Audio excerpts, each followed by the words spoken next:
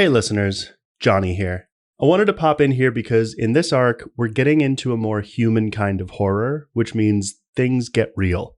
I'll be getting into some of the implied traumas in our characters' pasts. There are specific content warnings in the show notes, and if those are things that are difficult for you to hear, you'll want to be careful with this arc. Take care of yourselves, we love you all, and we hope you enjoy the show. Welcome to the Monsters Playbook, a Real Play Monster of the Week podcast where I've honestly had to adjust my expectations for what forward progress means.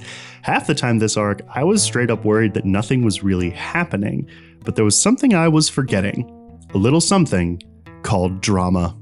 And in the glowing ash of all that progress and all that drama, we find ourselves here. The Epilogue.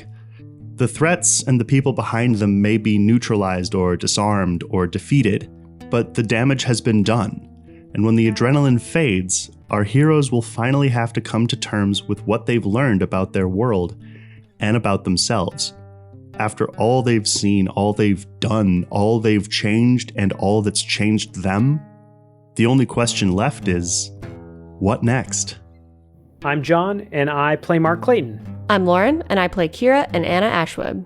I'm Miah, and I play Casey Davis and Theo Nessos. I'm Jonny, and I play literally everybody else, so here we go.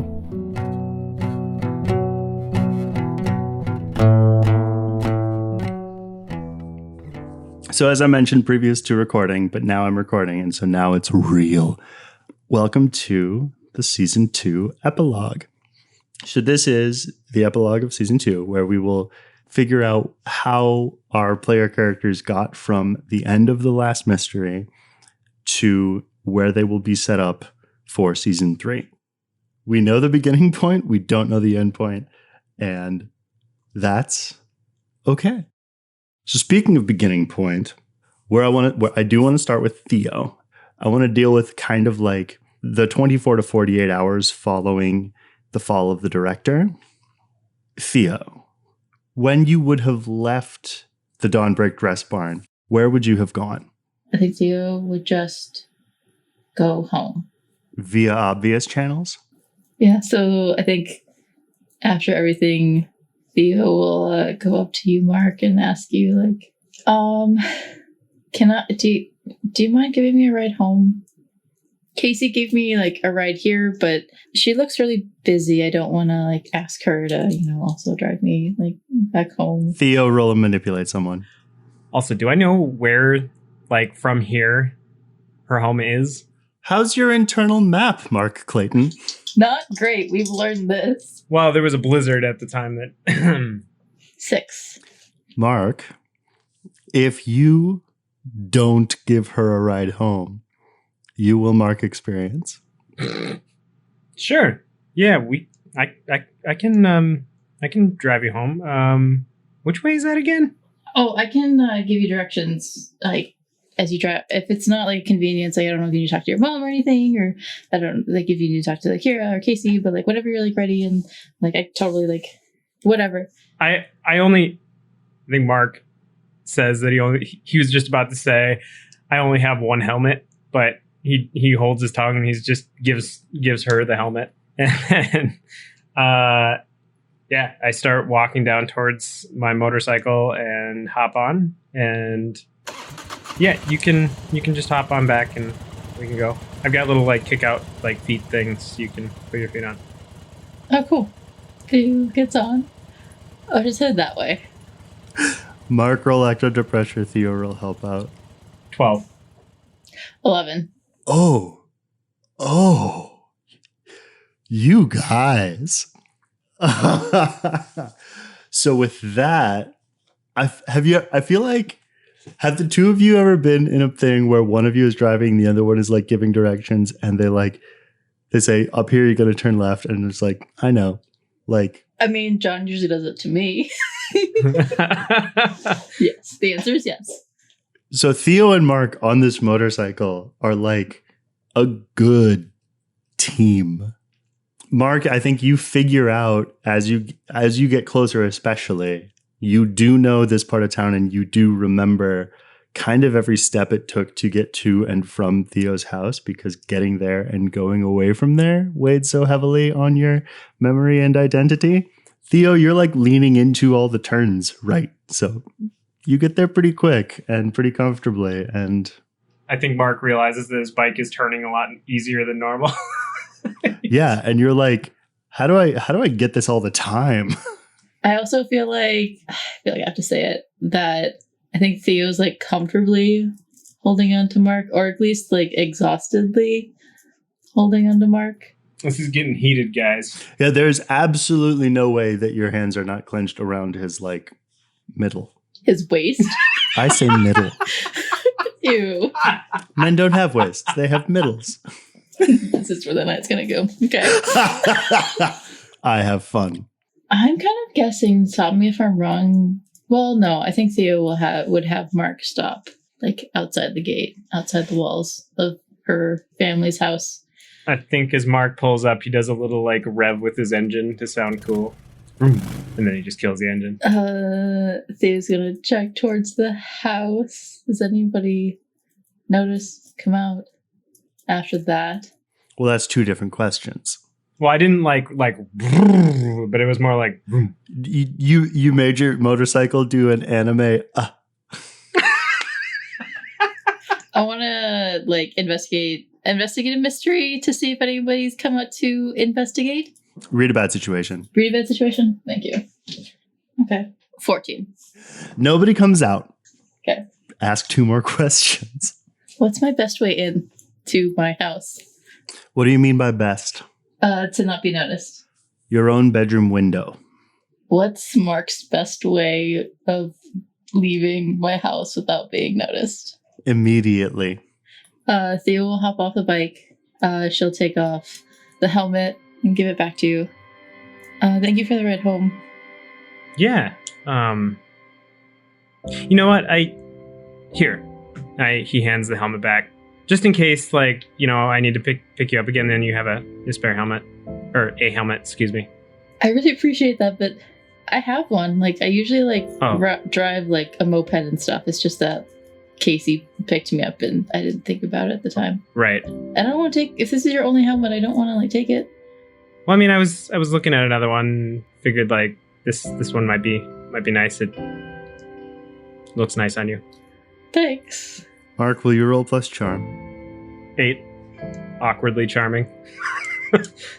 Yeah, I think it comes off precisely how you think it comes off. Like, it feels like he learned this move maybe from watching movies. That like, but you get the vague sense that he doesn't want you to just have a helmet. Aww. Yeah, he's giving you this in the expectation of more rides together. Well, thanks. And I think Theo will take it and kind of like hug it to her like stomach. I also think that Theo's gonna cast the glamour spell on her eye. We'll see about that. Yeah, I know. But I kind of want Theo to do it like kind of as she's like talking to Mark. She's just gonna do it kind of absentmindedly, kind of like, how are you doing like harm-wise? You hurt? No, I'm doing okay. I guess I'll see you when I see you, or if you ever want to do that plant shopping, I can try to help. Yeah, I think I'd like that. Mind if I call you tomorrow? Yeah, that's fine. Cool. So it's a date then? Mark, roll plus charm. Are you like calling to like talk on the phone and like hang out, or? I got a 5. Oh, I love this. I actually love this, especially with a failure that you're like, do you remember when he said something and you got the distinct intention that he was trying to get in your pants? Yes. Yeah, same energy. You know what? Maybe Theo steps back. Her eye hopefully changes. 9. And remind me what that means? Using the glamour, more simple glamour. So that means if all you want to do is make your one eye look like the other eye, that'll work. Okay. Yeah, and then Theo will just head inside. Okay. Roll act under pressure. 11. I wish you would have told me that you were trying to sneak into the house, because then I would have like zapped you there, you know. No, it's okay. No, she's good. Okay, so you go climbing up the trees on the property up to the eaves and get in through your bedroom window. It's pretty much exactly as you left it, except there is a pink post-it note on your mirror. What does it say? It says, "Boo." I'll take it off, crumple it up, and throw it in the trash. Okay. I think after everything that had happened, well, what can I ask you? What time is it? Night, maybe like 9 or 10. Yeah. Sorry to be boring, but I think Theo's gonna like shower and then like get ready to go to bed. And then the next day, Okay. go do something. Roll act under pressure again. Okay. 13 advanced move. Fuck. Wow. You are expertly avoiding your big sister, who is stalking around the house looking for you. It's tomorrow. Yeah, I'm gonna just like gather up some of my things and go head out to my moped. Okay. So there you go, and there you are. I'd like to go see the Vitalis. Okay. So yeah, you head out to, I think they live in North. Well, they don't live in North. They have a like garage that they kind of operate out of in North Minneapolis. Yeah, you head out there, and I don't know that you've ever properly been here before, but there are a number of like tough looking dudes just kind of wandering and lounging around, like sitting in packs in groups of like up to 3, kind of smoking and maybe playing cards. 2 of them are in what appears to be a good-natured knife fight. And then from the garage, you can hear just a ton of noise. Just imagining Theo pulling up in a robin egg blue moped, wearing Mark's helmet. Theo does have her wind staff with her. Okay. I think that she's gonna walk up. What group is like doing the least violent thing right now? The least violent. Roll read a bad situation. 9. Yeah, there's a pair of dudes just leaning against a bench, passing a cigarette back and forth. Excuse me. Mm-hmm. I'm looking to speak to Vitalis. You need help with an ex-boyfriend or something. Or something. Roll manipulate someone. Question. Mm-hmm. Are they Maggio? Unclear. What'd you roll? I rolled a 10, but I, because of my arcane reputation, I get +1, towards Maggio. So it's 11 Yeah. or a 10. Congratulations on differently succeeding. Thanks. Wasn't serious. Are you ever? Sometimes. I think they'll kind of look at each other and then back at you and then just like roll their eyes and walk you in. But not before shouting to a couple of the other guys something in Greek. I do want to say, because I think one of the reasons that Katerina couldn't find me the previous night or like whatever, Theo dyed her hair. Like, in addition to taking a shower last night, you also dyed your hair? Yeah. To what color? I think it's like a silver white. Cute. To match your eye. And I think that it's like maybe like short, angular, like just really An sharp. inverted bob. Yeah. Thank you. Is your eye visible right now? Or is it I masked? don't want it to be, which means that I need to roll for that. Yes, you do. 10. So my eye looks like an eye. My eye. Okay. Some of the other guys are like shouting in Greek, "What's with the rave girl?" And the guys who are walking with you are like, "I don't know, it's all ages night."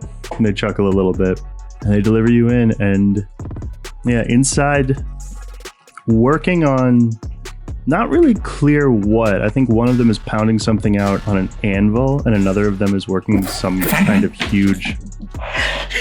Is everything okay? Yeah, we're just 12. Damn it, Miah, I was fine, and then I saw you break.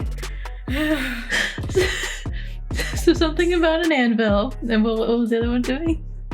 The other one is working at the end of some huge, loud machine that's making all kinds of grinding noises and smashing. Can you remind me, what are the names of the Vitalis? Vitalis, yeah. The burly one on the anvil is Christos. And then... And Dimitri. Yeah, the other one who's... I don't know, they're both wearing kind of garage gear. The other one just has really long hair pulled back into a ponytail.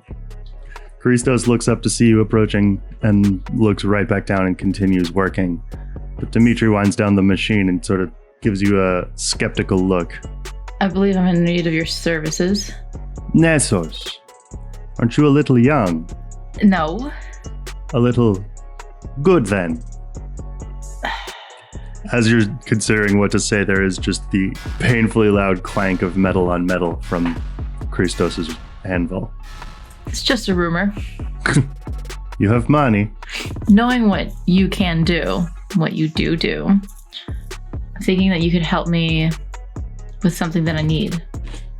Do you think you would be able to help me with some tattooed runes? The hammering on the anvil stops. The little centaurs found her blood. Don't call me that. You know what it costs. I think Theo's going to reach into her backpack and pull out a dark purple velvet bag that has money in it. Like a little drawstring. Where did this bag of money come from, Theo Nessos? Honestly, I feel like it might have come from a savings that Theo's been putting away over the past couple of years. Okay. Dimitri will come and take the bag, heft it, impressed, and nod to Christos. You have the runes? Yeah. Does your father know you're here? Do you even care? Nessos business is Nessos business. Sometimes Nessos business is Maggio business. If you can't do it, I'll take that money back. I'll find somebody else more capable. I'm just asking, but they'll do it. I think that Theo's going to also say, when you count that out, you'll see there's a little extra in there. A tip? For discretion. Then no, I do not care. So I think then they'll sort of usher you back into a separate room and be like, so tell me, and they'll pick up a sort of tattoo gun that crackles with light energy and magical heat. What would you like? I think that Theo's gonna take off the sweatshirt that she was wearing. I think she'd have a tank top on. I'm looking to get runes on my back or sides of swords that I can then manifest and use. Sick. Is that everything? I mean, mechanically, I'm taking this as a rote. Mm-hmm. But I think for now, that's all. Okay. I think I want you to roll plus weird, and I also want you to roll act under pressure. 8 is the weird. Okay. 11 is the act under pressure. Okay, so you do not scream in pain. Cool. And pick a glitch. I guess I kind of like the idea that there's a problematic side effect. Okay.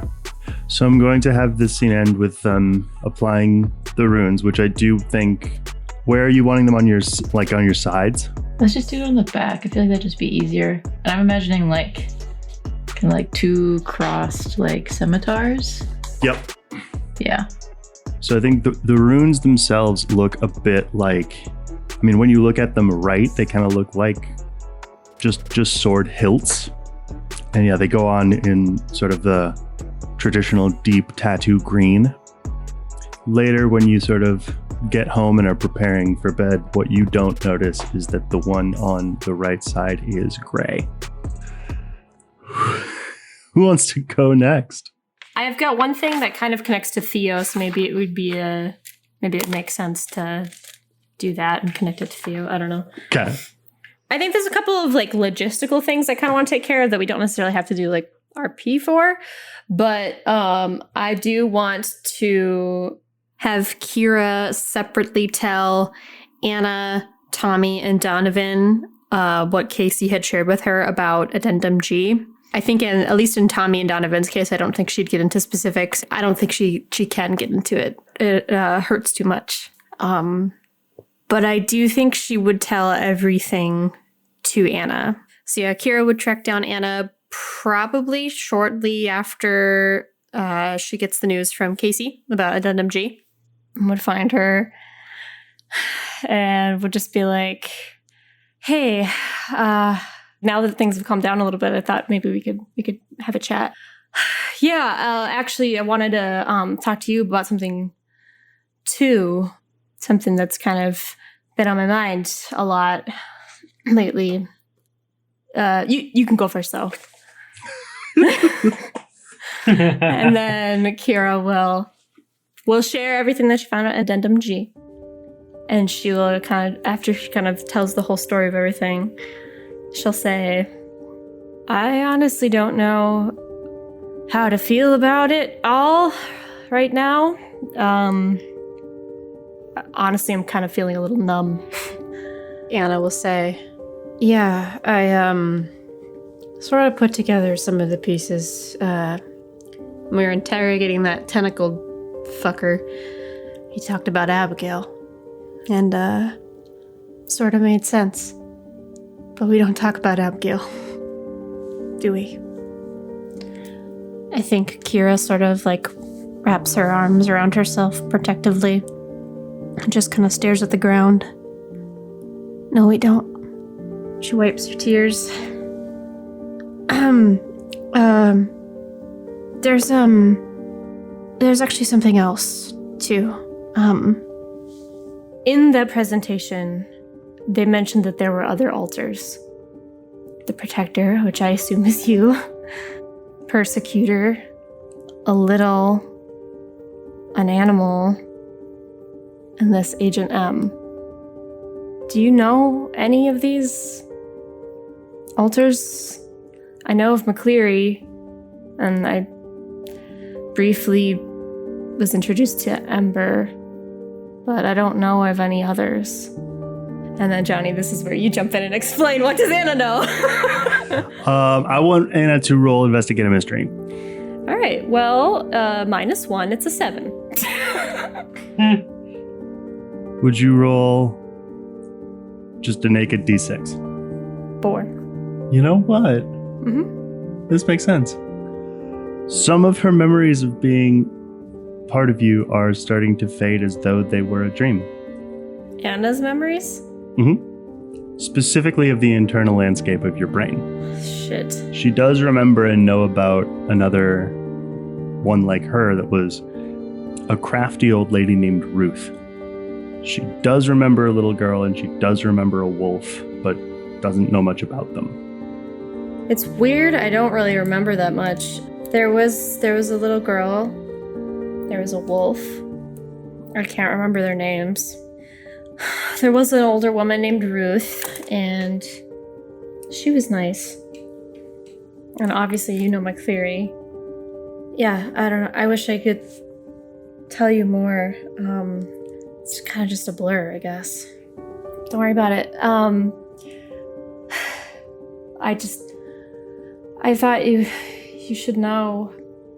I mean, up until recently, it was all the same head.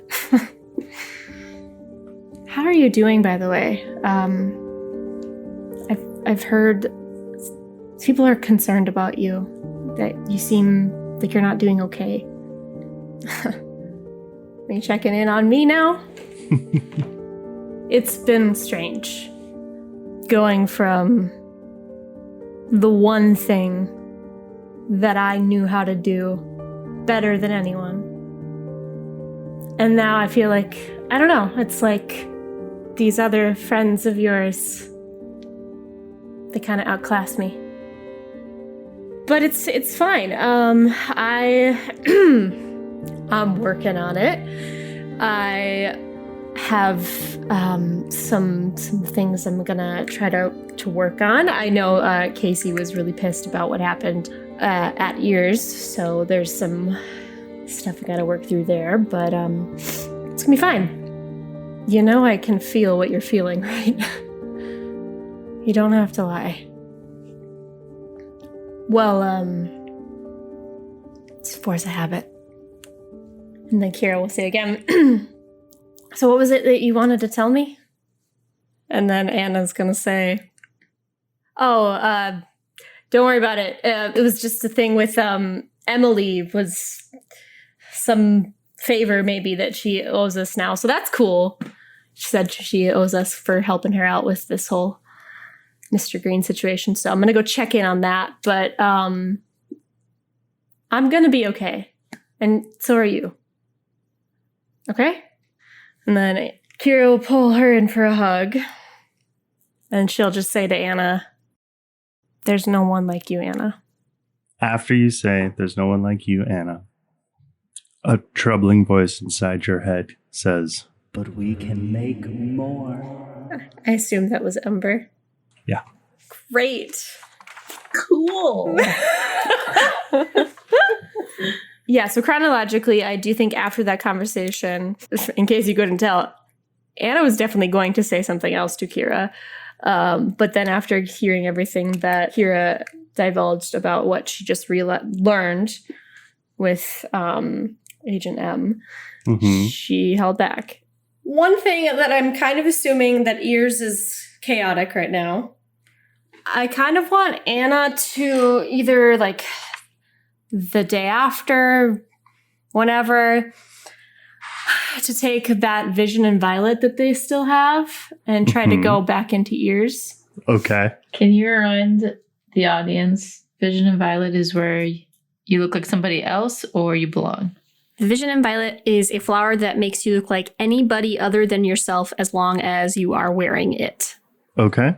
Yeah, there's a lot of chaos indeed running around, people running around, people who you don't recognize sort of packing up and carrying off stuff from desks. Am I able to get inside just fine? Yeah, roll act under pressure. I'd like to first, if I can, like read a bad situation. Okay. To figure out like what's the best play here, like who would be the least suspicious person to pretend to be, kind of that kind of thing.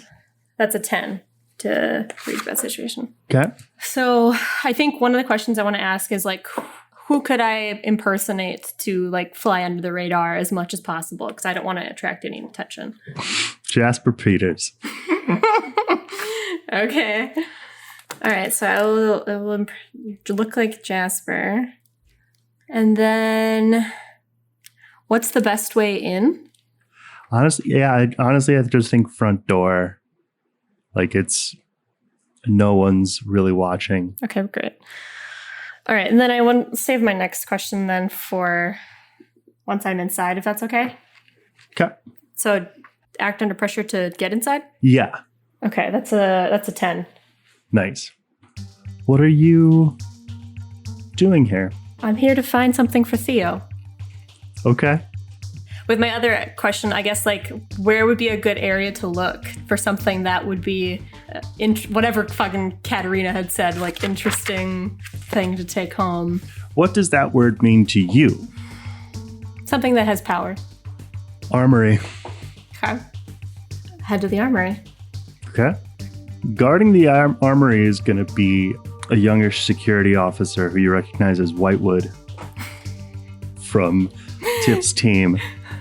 And he's just standing there kind of, he's behaving like nothing so much as a soccer goalie. Mm-hmm. Like as people are sort of running around and moving in all directions, he seems to be posted up to make sure that this is his own personal thing he's defending. Hall monitor. Okay. From like the time that like Kira was part of Ears and the stuff that we know of Casey, like what's the procedure here? Do you just like sign out an item if you want to take it out, or? Ordinarily, there would be someone other than Whitewood manning. Likely on the other side of this door, there would be a person that, you would, send your name, agent number, the operation in which you are checking it out for. All right. Anna's gonna walk into the room. No, she's not, because she's gonna get a hand on Jasper's chest to stop him. Whitewood? Agent. Mind if I check out a weapon? In case you haven't noticed, we're kind of in a bit of disarray. Monsters aren't gonna stop attacking the city. Orders have. You think there's operations going on right now? This is the perfect time for someone to come in and take advantage. I think there's people who need protecting. Do you disagree? He looks you up and down. What was your name again? I don't have time for this. I don't think there's anything in here that's going to help you heat up your office chair. No offense. Offense taken. Look, do you think I like sitting in this cushy little office job? Kinda. You know how many times I wish I could be an agent out there in the field doing actual work? Being behind a desk fucking sucks. Roll manipulate someone. 11.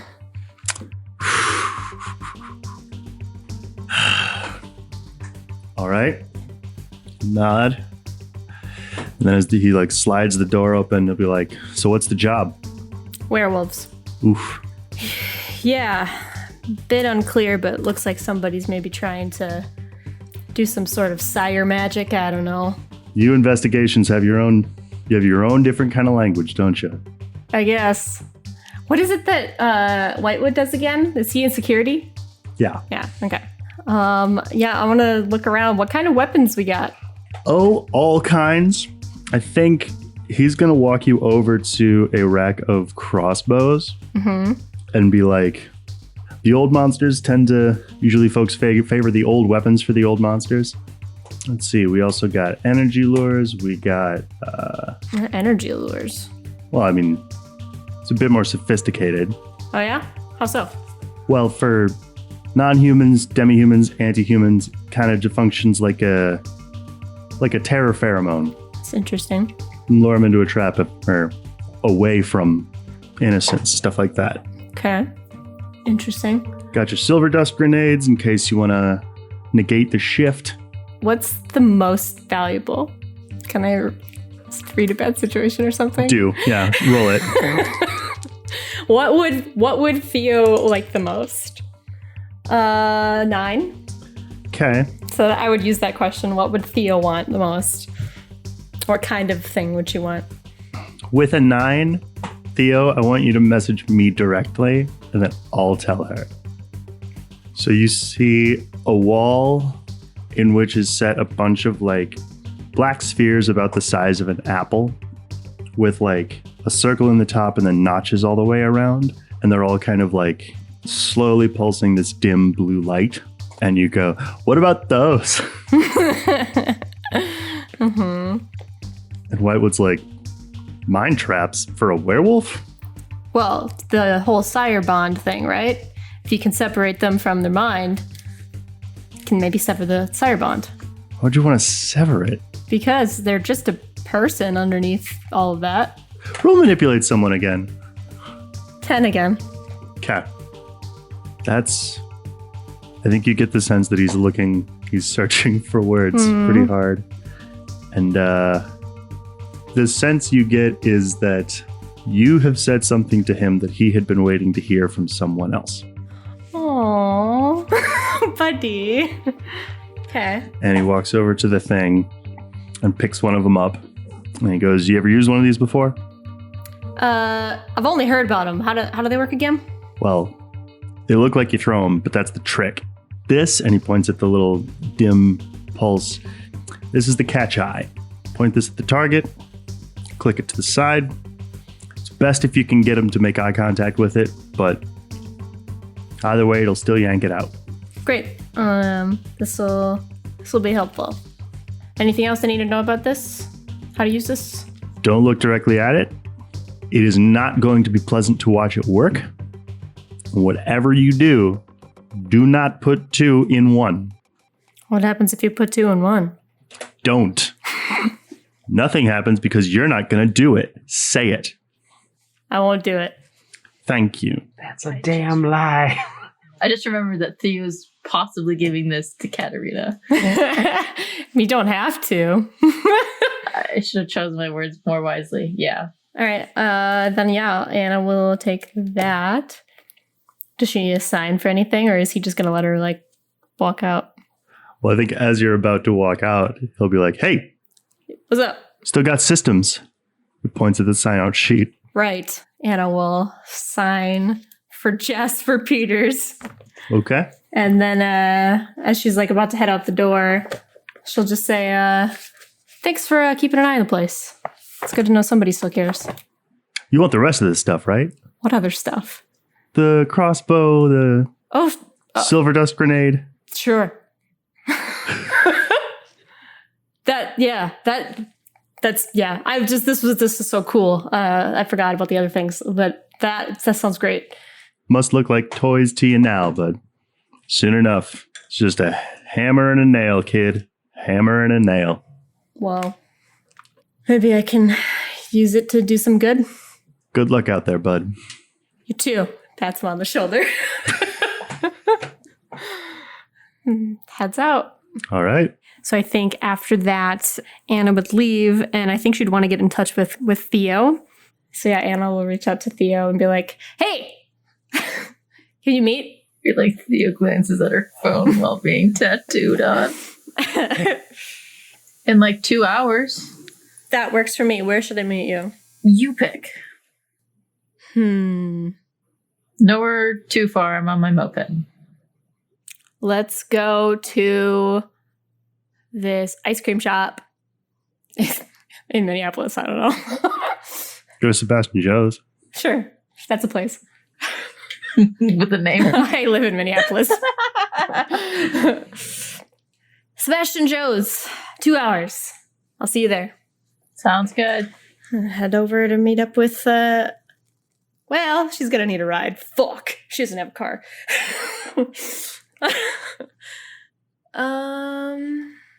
Hey, Diego. Hola. Is this you texting him? Probably. What are you doing? What's the favor? I could really use a set of wheels right about now to go to Sebastian Joe's. There's maybe an ice cream cone in it for you. Well, roll manipulate someone. 10.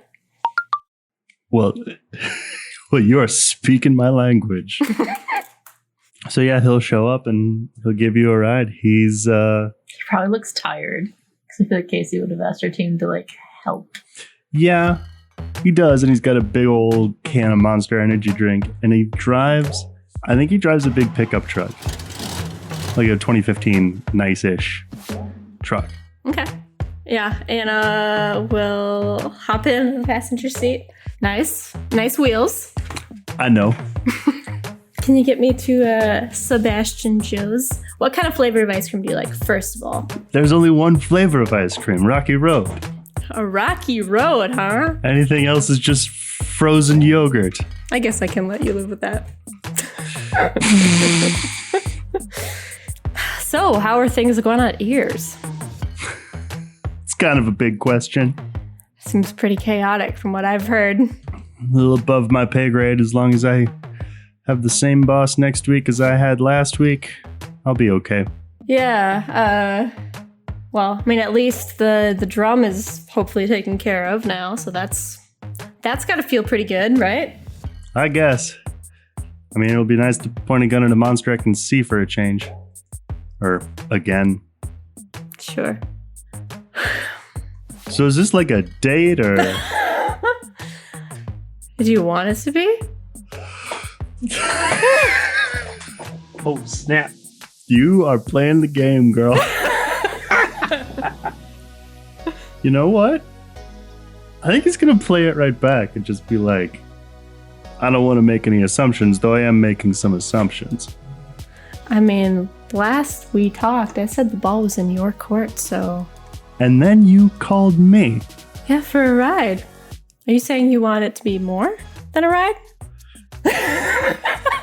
I would love for him to be thinking about what to say when he pulls up and sees Theo's. I was gonna say, I really want Theo to show up after them. Okay. Anna, roll manipulate someone. All right. 9. I think he's gonna go. When I make a move, you'll know it. Well, can't wait to see that. Get out of the car. Okay. Go in. Buy yourself some ice cream. Mm-hmm. I think he's very, very clearly about to start talking, and Theo walks in. Anna, Diego, I'm confused. I needed a ride. And Diego, she'll like kind of like hold his like up to his shoulder. It was super nice. Brought me here. Why do you need me? Good question. And then Anna will turn to Diego and be like, can we just have a minute? I see. Me and your ride will be waiting outside. No, I didn't. I needed a ride. You were the first person that I could think of. I really wanted to see you. Oh, and don't think I don't appreciate that. But he'll go outside. Okay, fine. I'm confused. Did you really want me to come, or am I interrupting something? No, I have something for Because I can totally leave. I have something for you. I can lie to Diego and tell him that I'll happen to come to. This is my favorite ice cream shop. Theo, I would not just invite you to ice cream willy-nilly if I was on a date. Like, come on. But do you want to be on a date? Maybe, but I have some business to do first. Okay, you texted me. What's up?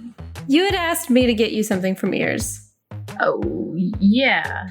Well, I got something. But I thought you... What? She pulls out the mind trap thing. What is that? I'm told it's a mind trap. Oh. Theo, takes it.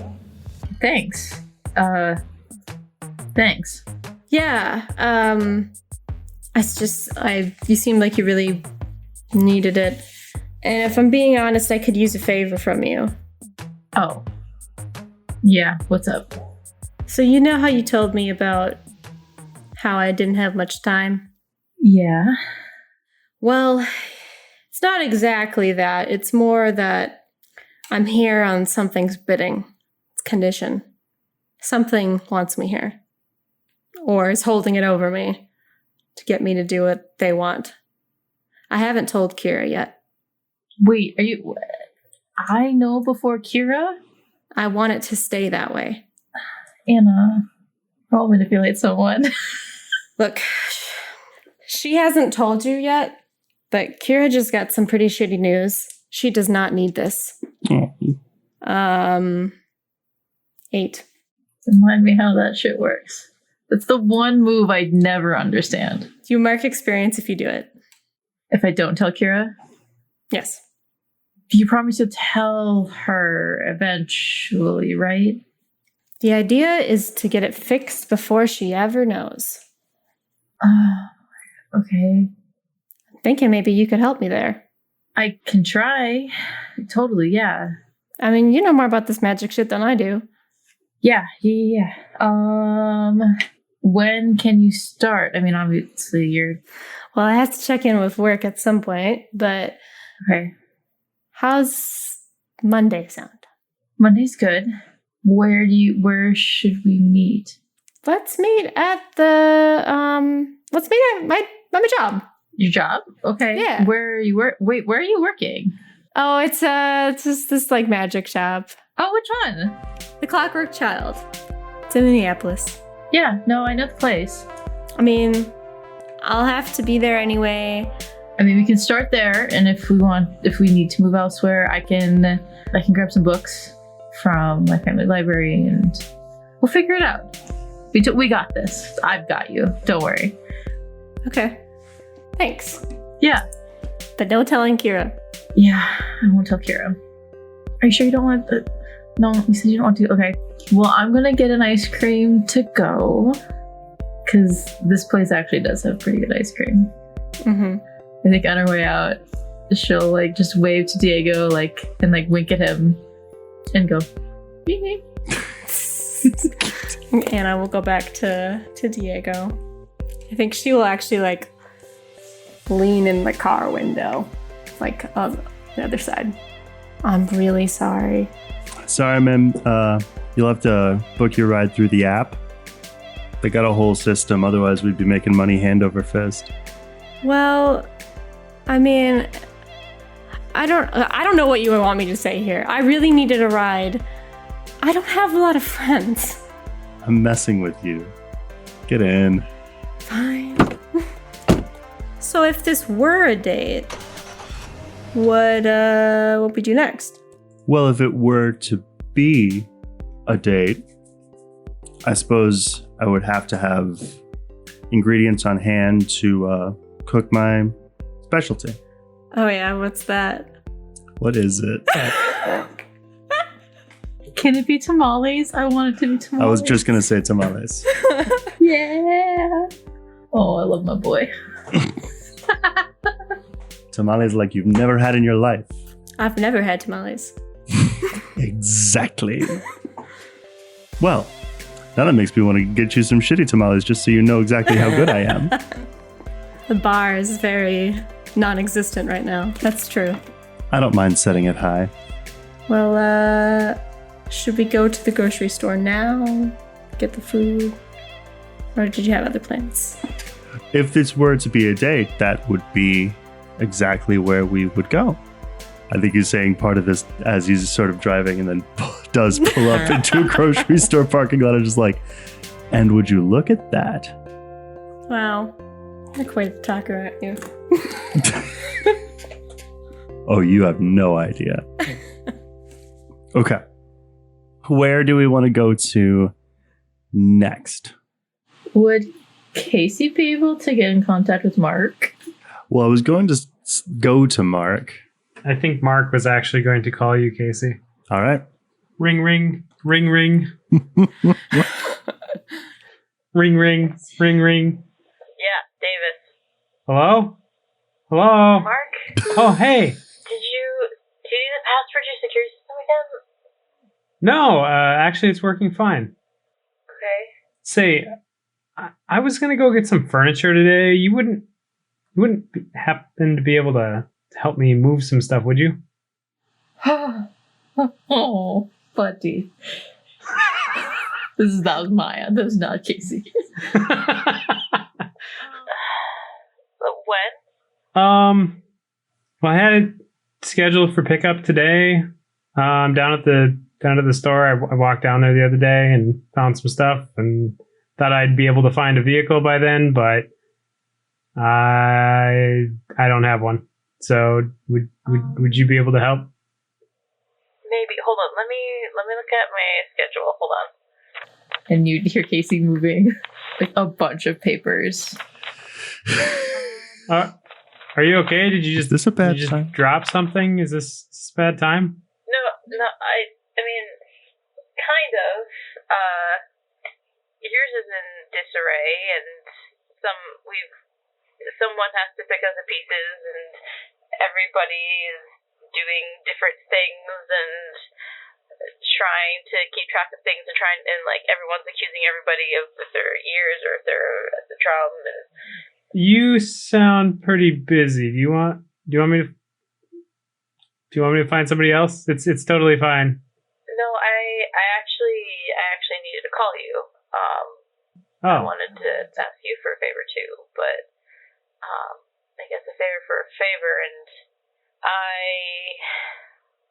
I could use a break from these four walls. where are you right now? I'm at ears. Oh, okay. I've been here since I brought the director in. Oh, okay. Well, that sounds like fun. What can I help you with? Well, let's move this furniture, and then I can tell you about it. Okay. Well, sounds good.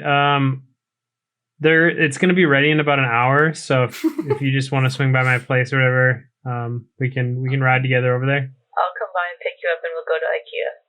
I assume that's where you got it from. Where would he have gotten it from? What kind of furniture are you looking for, Mark? I want to say it's things that he found cool. Like it wouldn't match the house. Like it would be different. What's Mark Clayton's aesthetic? What's his vibe? A bunch of obsidian? Actually, speaking of that, I'll reveal that in a minute. But I think I think I went to Home Furniture or something like that. Okay. So there's a wide selection of styles or whatever. So I went in there and found some stuff. Okay. With the money that I accumulated. Casey ducks out of ears and goes and picks up Mark and goes to Home Furniture. Yep. As we're driving, Mark looks out the window. Hey, so as I was walking past, when I was going to get my furniture the other day, I noticed that there was this gem store called Cast of Light. Do you know anything about that place? Johnny's face. What? Cast of Light? Yeah, it's on the corner right over there. We just passed it. I don't want to say Johnny, do I know anything about it? Because I know that Johnny doesn't know anything about it. I can make some assumptions. No, I'm not familiar. Why? Oh, I was just thinking, I've had this obsidian stone that I carry with me for a while. I'm wondering if I could get an upgrade or something. An upgrade? What? Are you getting married or something? What do you mean? What? Oh, just with this furniture and stuff, it got me thinking I should probably decorate this place a little bit. So I was thinking I could get a bigger stone that I don't necessarily have to carry around. It can just be at my house, that I can see stuff in my stone, right? Yeah, but so why? I mean, I get that, but why would you want to change it? I feel like that, I mean, it's not like a telephone. If I'm understanding your rock. Well, look, if it's out of the way, don't worry about it. No, I mean, if you want to stop there, yeah, I guess if you could, that would be great. But you don't have. Sure. Okay, all right. We can swing by. Okay. Well, let's go to Home Furniture and pick up this stuff first. Okay. Said I'm supposed to meet with this guy named Paul or something like that outside. He's got he said he'd be around back near the garages. He's got the stuff ready. Yeah. Casey pulls the back side of Home Furniture. I was so confused for a second because I'm like, wait, who's Paul? Did we talk about this last episode? You're just I'm just 100% winging this. For a second, I was so proud of John. I was like, oh, John talked to Johnny ahead of time. Nope. John's reaction. Oh no. I don't know what the fuck you're talking about, John bro. bullying a John. Okay. Do you have your receipt, Mark? Or the order? Johnny, do I have it on me? Roll plus sharp. Such a wild card. 9. You remember very distinctly putting it on your desk so that you wouldn't forget it. But we're already here, so I don't have it with me. Oh yeah, shoot. You skipped a step there, bud. Wait, are you supposed to have the receipt to pick it up?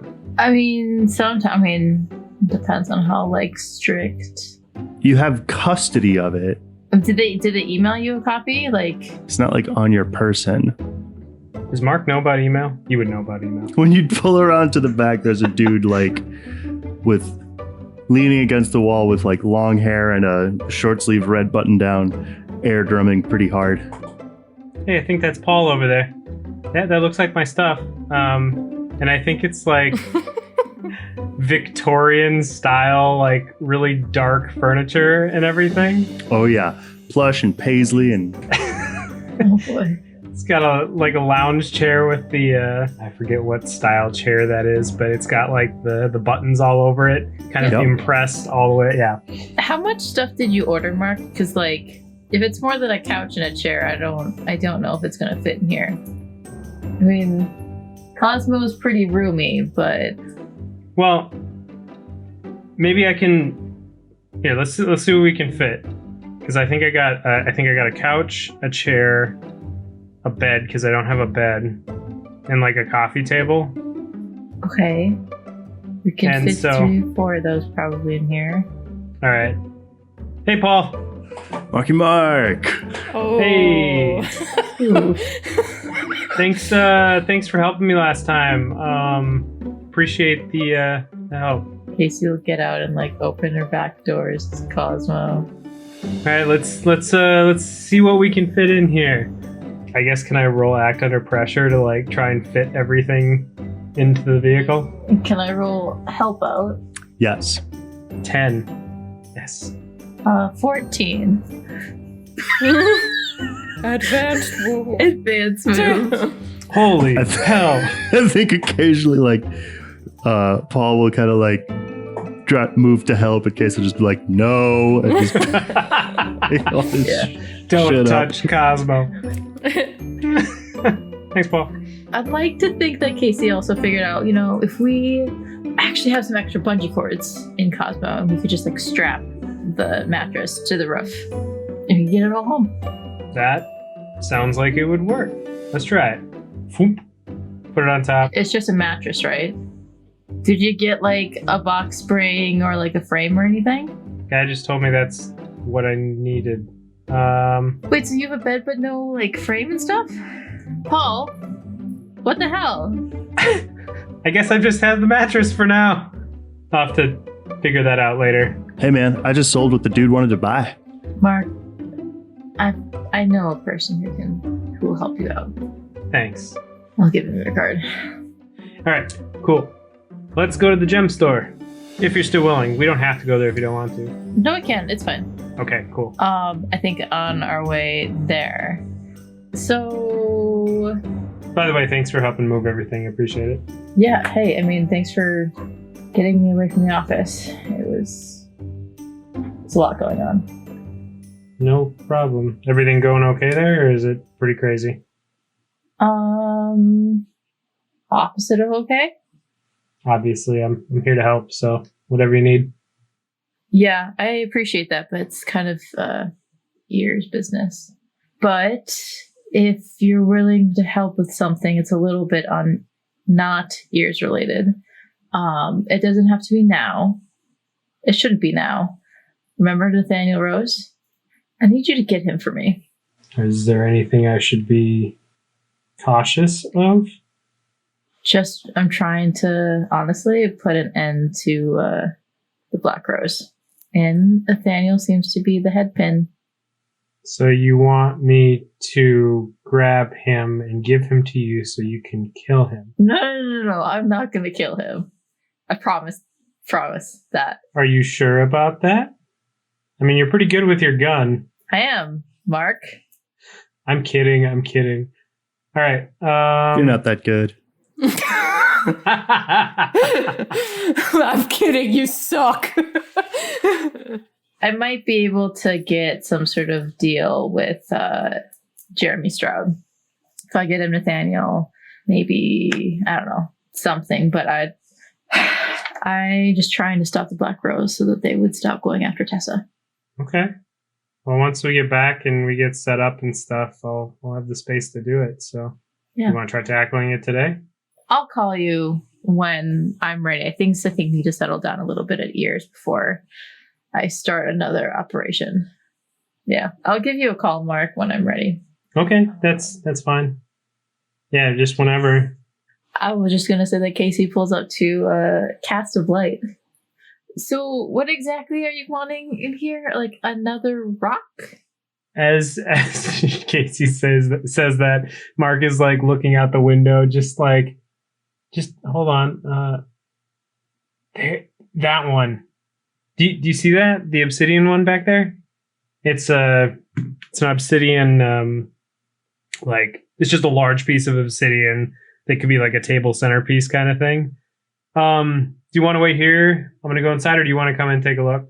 I mean, I don't care.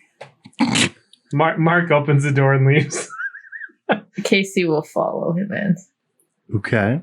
I've never been here before, so I don't know what to... Well, that makes two of us, Mark Clayton. So I think inside it's like exquisitely well lit and like all blank white glass and chrome. Sort of in the far corner, there is a fully glass and mirrored counter with some sort of behind the counter type gems and jewels in it.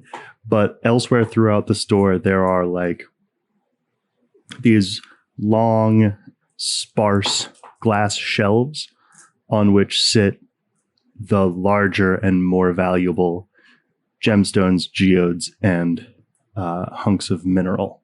Mark is just like wide-eyed looking around at everything, almost in just awe, and just slowly taking a walk around, looking at everything and exploring it. Okay, there is a clerk who takes absolutely zero notice of you. She's got like very sharp, crisp white shirt, and she's sitting on a very tall stool behind the counter with, I think, like perfectly autumn tree red hair pulled back into a very tight, elegant bun. So, like, is this for Theo or What? Oh, no, this is for me. This is I wanted a centerpiece on my coffee table. okay? Mark internally is like, I just want a bigger obsidian stone because I'm attracted to those. Yep. I'm assuming the obsidian stone that I'm looking at is probably on one of those top shelves or whatever. Yeah, I mean, you're looking for like a centerpiece sized polished obsidian stone. Yes. Yeah, there is one that's sitting on a shelf all on its own. It's kind of about the size of like a laptop, very polished to a perfect shine on the top and bottom, but then all the edges are quite rough. I think Mark is gonna like try and get a closer look at this obsidian and see if he has the same connection with it that he does his personal obsidian stone that he has. Roll plus weird. 10. It's not the same, but it's like it's like the volume's lower. Like it's how it used to be. If that makes sense. How your old one kind of was at the beginning. Okay. Not as connected, but fresh. Not as in a way. sophisticated. Okay. How much is this one? You haven't been a customer before. I could be very soon. How much is this one? She'll like swing down from the stool and walk over to it. Walk up to the stone, but be watching you the whole time. I look at myself, then look at her like, what? An odd choice.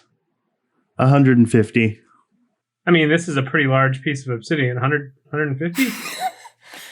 It's Mark. just obsidian. Don't talk it up. You're supposed to talk it down. Just obsidian. Right. Listen. She'll look at Casey and then lean in closer to you and be like, you don't have to buy anything. It won't impress her anyway. I get 50 guys like you a week. You come in because it's pretty. And it is pretty. Like walking into a museum to buy a pack of gum. You can just walk out. Not think you were going to take this there. Honestly, Casey is kind of looking at the cases a little bit. You're right. I was getting this for her, but I think how much more obsidian do you have here? Give me all the obsidian you have. I'm building myself an obsidian tower. Trying to build a cake Portal to the nether. Mark Clayton. Oh my god, it tracks. Oh my god. All Do you right. have enough ender pearls? So yeah, I mean, look, I know you probably have a lot of this stuff, and like, do you have another one of these of about the same size? Roll manipulate someone. 9. We do. If I were to get 2 of them, could we do it at a discount price or something? Roll manipulate someone. Buy one, get one half off. 13. Jesus. She really doesn't like obsidian. If you would take both of the obsidian slabs I have off my hands, I'd give them to you for 200. I think Mark has like throws up a little like in his mouth or in his like throat. He's just like, oh, okay, sure. I'll take them off your hands. Do good deals make you puke, Mark? Excitement. When she says slabs, are we talking like countertop slabs or like? No, they're like about the size of a laptop or an iPad, but like 1.5 inches or 2 inches thick. Okay. Okay, good. So I think Mark pulls out his wallet, pulls out $200, and here you go. Pays in cash. Mark is old school. Mm-hmm. I guess he is. Okay. Well, thanks for your help. I appreciate it. It's been something of a pleasure doing business of you, Mr. My name's Mark. Well, best of luck with the stone, Mark. Thanks. I got it. Let's go. Like buying a pack of gum from a museum. I've got a quick question. What the fuck? Wait. Are you saying that to me? Wait a minute. Yeah. I think Mark has both obsidian pieces in his arms, like out the door, ready to go. What? You can put it in the car. It's fine. Are there any stones that are set in jewelry? Oh, sure. Behind the counter. Okay. Is there any dark amethyst? Oh, sure. Oh, sure. You betcha. We got everything at Cast of Light. There's a really well polished ring set in gold, and there's kind of a rougher looking but bigger jewel that's set into a necklace. But both of them are amethyst? Yeah. Okay. Did you find something? Yeah. What'd you find? Casey will point to the ring and the necklace. Mark, roll plus sharp. I rolled 4. I'm like cross-eyed from looking at so much obsidian. You're pretty sure she's pointing at a diamond ring. Like a diamond engagement ring. Why are you looking at that? Answer the question, Casey. What do you mean? I was looking to maybe get something. It's for Tessa. You're gonna get that? I mean, it was either between the ring or the necklace. You're pretty sure necklaces don't work for proposals, Mark. See, now I'm confused. Do you need help paying for that? What? What do you mean? Like, the necklace is not that expensive. Excuse me, how much is this necklace? The necklace is $75. Yeah, Mark, this is just Oh, not a big deal. okay. Yeah, if I could get this necklace, please. You can have the necklace. Well, I'm ready. This was an interesting detour. I'm glad you found something too. Yeah. Mark just spins around, starts walking towards the car with his 2 pieces of obsidian. Anywhere else that you wanted to stop, Mark? No, I think that's it. Mark just hops into the car and turns on the air conditioning. Casey will take Mark home and help him unload all of the furniture. While you're unloading, Mark, your phone rings. Hello? Oh, hi, Mark. It's Mom. Oh, hey, Mom. How's it going? Good. How are you? After, well, everything. I'm doing okay. Still got the sweater and just got some new furniture for the house. Okay. Look at you. Yeah, this is my first time shopping for myself like that. So making strides. Well, just wanted to make sure you were settling in okay and see if there's anything you needed. How about you? How are you doing? Oh, we're fine. We've got the making repairs around the house and fixing back up the wards and all that. Okay. Do you need any help with anything later? Oh, no, I think we can handle everything. What? Oh, hang on. Someone wants to say hello. Mark. No. Fuck you. Hey, who's this? Come on now, Mark. This is RJ. We ought to be friends. Oh, RJ, how's it going? Casey looks up. I think Mark looks at Casey too, like, what? How's it going? Are you talking to RJ Rex? For the listener, I just shook my hand like, calm the fuck In a down. shut up gesture. Casey is shooting daggers at you. Put it on speakerphone. How's it going? Speakerphone. Do you put it on speakerphone? I think I just like swing closer to Casey so she can hear. I don't Okay. want to change the perspective of the sound or whatever. You don't want him to know that he's on speaker? I don't want, yeah, exactly. Okay. I feel like Casey says like, you smell good.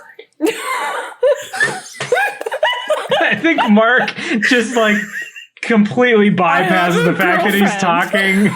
That he's talking to RJ and looks over at her like, what? Mark, roll act under pressure. Because I'm pretty sure you explicitly said last time to Theo that Mark smelled good or something. 13. Damn. Okay. So you do not involuntarily go, what? At Casey's saying that. So you can hear, he's sort of, he's talking like, oh, let's making repairs, and you can hear him kind of, the sound on his end keeps kind of changing, and then suddenly all the background noise is cut off, and you can hear a door closing. Listen, I just wanted to make sure that you and I had an understanding. An understanding about what? It's just I got the sense from some of your friends that they don't like me too much. Well, I wouldn't necessarily say that. What makes you think that? Come now, Mark. You've been a human for a long time. I have been, and I intend to stay that way. It's just as much as I've got business, you see, and as much as I'd hate to see my business interrupted, I'd hate for anything to happen to those friends of yours. All right, so we're going to cut to the chase. Are we now? If you lay a hand on any of my friends, we will end you. Yes, we will.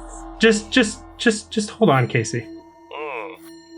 Miss Davis, congratulations. But more to the point, Mark, I wouldn't recommend making that kind of move against me. Is that a threat? A warning. I have certain fail-safes in place. I believe you're familiar with my condition? I am. We are. Do you really think someone in my position would allow himself to just slip away? What's left of me has a place to hide out once my body is gone. You don't want to find out where that is, Mark Clayton. Well, we'll see what happens then. Click. All right. Jeremy told me that Nathaniel Rose is playing Rex. Nathaniel had promised Rex a soul, but Nathaniel is just taking Rex's money. So, Well, that's good news. anyway. Well, that went well. I mean, color me impressed. You handled that really well. It's just another monster we have to fight. Yeah. Casey, I think glances at her watch, sees that she has a bajillion notifications. I'm really sorry, to just leave you with all this furniture, but I gotta get back to the office. Camera pans over to Mark. He's just standing in the middle of the room with all this furniture just all over the place. What?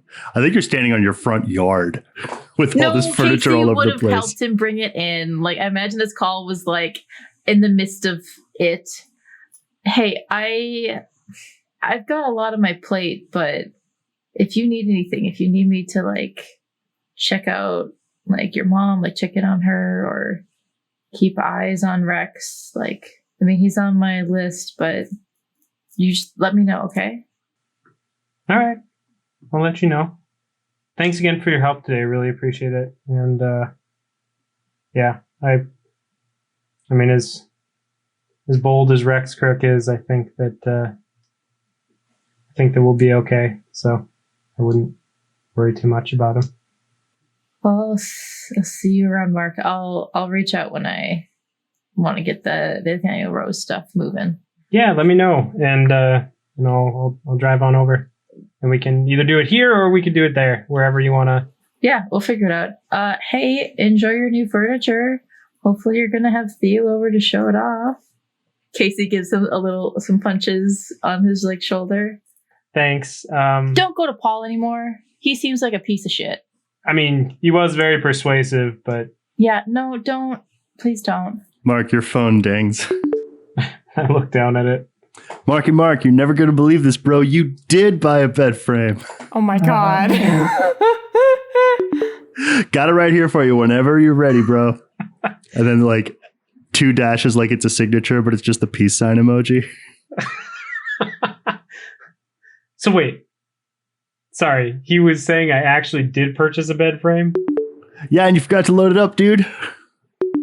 Brain fart. I get it. Been there a million times. Happens every day.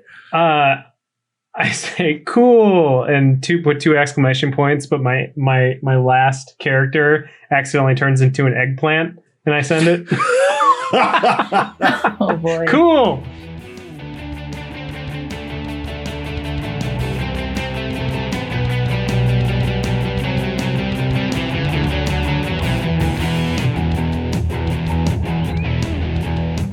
Hello, listeners. Welcome to the intermission of Season 2, the Epilogue. In 2 weeks, on February 28th, we will be discussing the latest arc and the whole of Season 2 in a new Covering the Story episode. Boop, boop, boop. And this time, we wanted to hear from you guys. We want to hear what questions you have, you, the listeners. Yeah. You can submit your questions by DMing us on social media. You can email us at monstersplaybook@gmail.com or by posting your questions in our Discord server. Please submit your questions by midnight at Central Time on February 21st, and we will do our best to answer as many listeners' questions as we can. And then following that episode, we'll be back with Season 3 of the cover story. Holy shit. That doesn't seem real. That's weird. It's very weird. We also recorded it over a year and a half ago, but it still doesn't seem real. It'll be fun to revisit it for us, for you guys to listen. A couple of reminders. As always, if you guys would like to support the show, there are a couple of things that you guys can do. You can leave us a rating and review on Apple Podcasts, Spotify, or whatever your preferred listening platform is. A really great place that you guys can go to is Podchaser. There is a website that you can just go to and leave reviews there if your platform that you use does not have reviews. And always, word of mouth is huge for getting podcasts like ours noticed, so make sure to tell your friends about us, because we love friends. We love new friends. If you guys would like to connect with us, you can follow us on our various social media accounts. We are on Twitter at Monster Playbook, and we are on Facebook, Instagram, and Tumblr at Monsters Playbook. If you would like to connect with us more directly, our Discord server is a wonderful place to be. We have lots of great conversations with our listeners. We love interacting with them, talking about the latest episode, talking about different fan theories, sharing some art, all sorts of things. So if you guys want to come and dish about the show, that is the place to go. And if you guys would like to support us monetarily, we do have our merch store as well as our Ko-fi page. If you guys want to donate any money there, we appreciate everything that we get, and any funds that we receive will go towards quality of life improvements for the show, new equipment, and things like that. Links to all of those things and more can be found in our Direct Me profile, which is in this episode's show notes. And this week, we have a promo for Goblet and Gaze. It is a queer Pathfinder 2E podcast with 4 seasons already under their belt. That's insane. Their flagship campaign is Blood of Kings and releases episodes every Wednesday at 9 a.m. Eastern. Their cast consists of heroes that started from humble beginnings and are now trying to find the final keys to open the Feywilds and save magic. Goblets and Gaze have many campaign episodes as well as one-shots that you can binge. Let's take a listen to them. What does a barbarian war criminal, an undead cultist, a pyromaniac goblin, a hot topic reject, and a bard whose family is very, very cursed all have in common? Well, that's very simple. They're all our main cast. We are Goblets and Gaze, a mostly Pathfinder 2E podcast set in a homebrew world. If Pathfinder isn't your thing, we have all sorts of other awesome games for you to enjoy. Join us every Wednesday for episodes of our main campaign, Blood of Kings, as these chaotic gays attempt to locate some missing royalty. Don't forget to follow us on all social media channels at Goblets and Gaze to stay up to date with our amazing projects. And remember to eat your vegetables. You can find out more about Goblet and Gaze and where to follow them on their link tree in this episode's show notes. But now, let's get back to the afterword of Season 2. I'm not ready.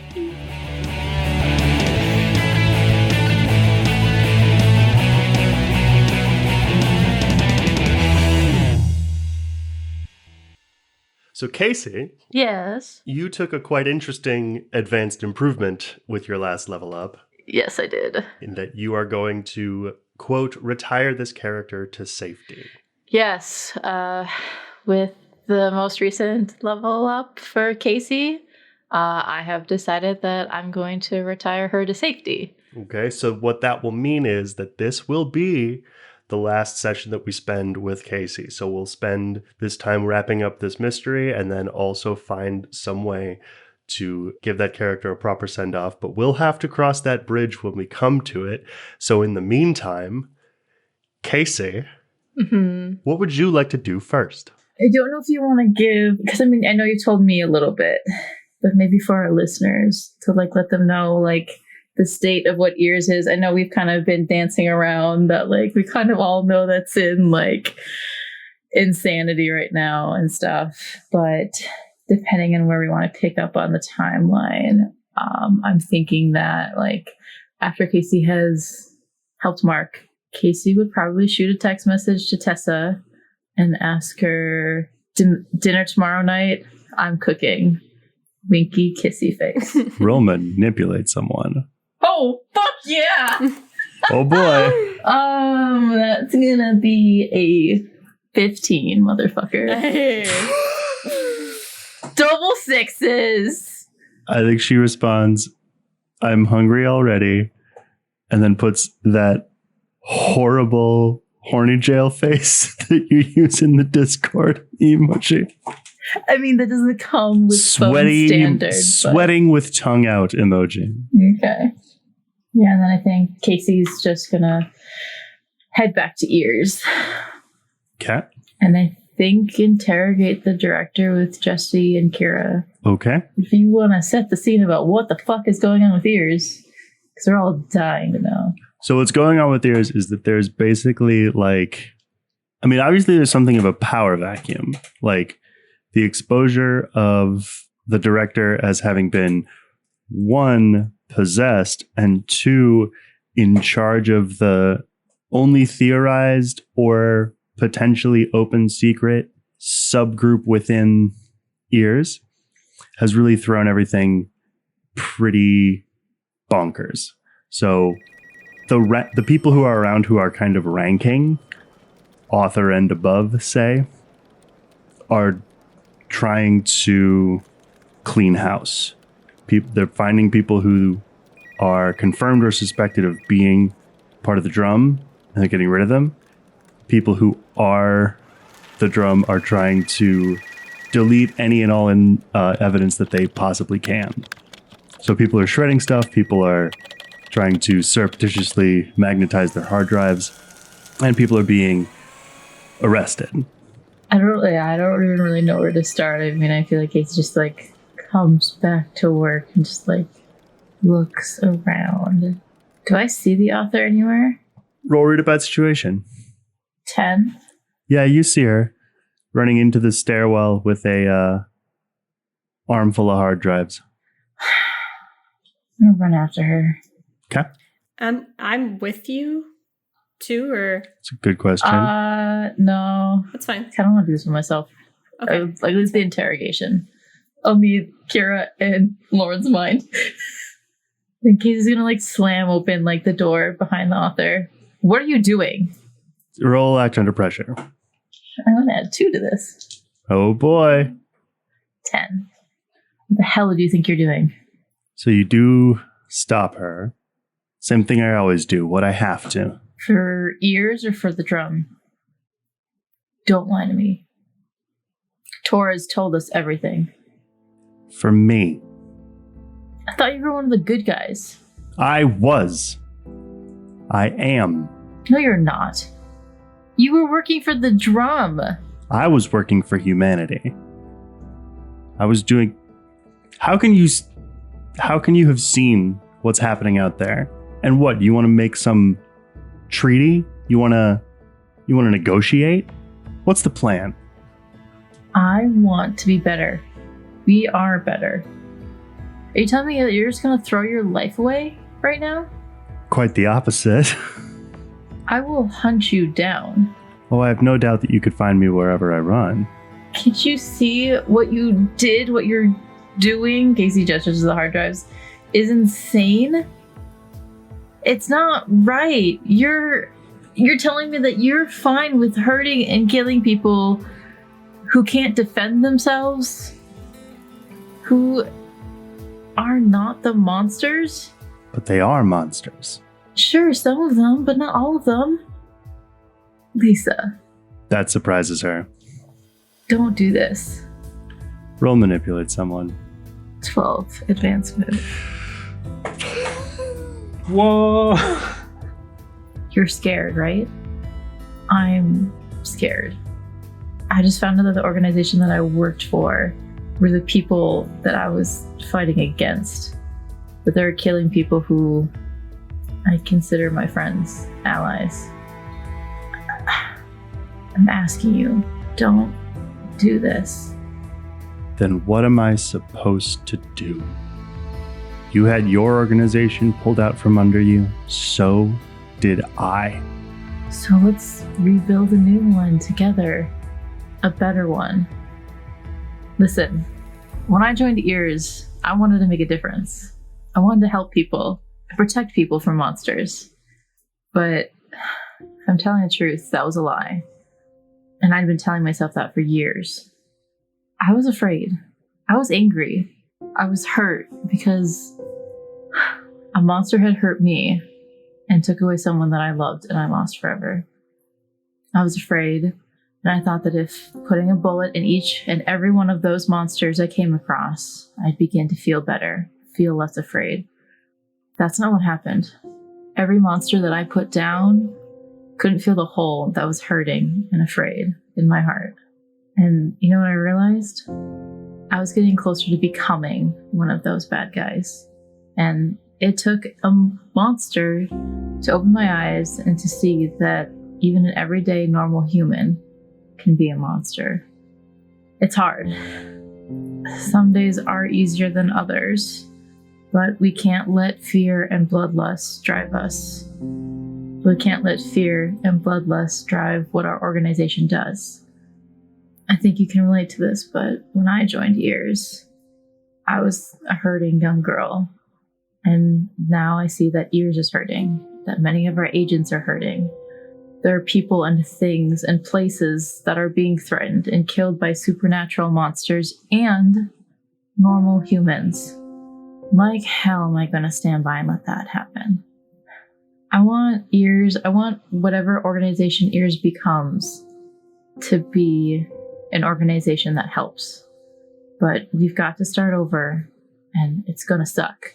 But we've got to do it. I've seen the passion in the work that you do, what drives you. That drives all of these agents, the agents on my team, my brother, even the new ones. But don't misunderstand that drive with fear. I want to make a difference just as you do. I want to protect those who can't protect themselves. And I want this organization to be that difference, but not an organization that eradicates those that are different from us without understanding who they are. The drum's not going to control this organization ever again. Anyone who thinks differently is going to meet the end of my shotgun. So that's what it's going to be then?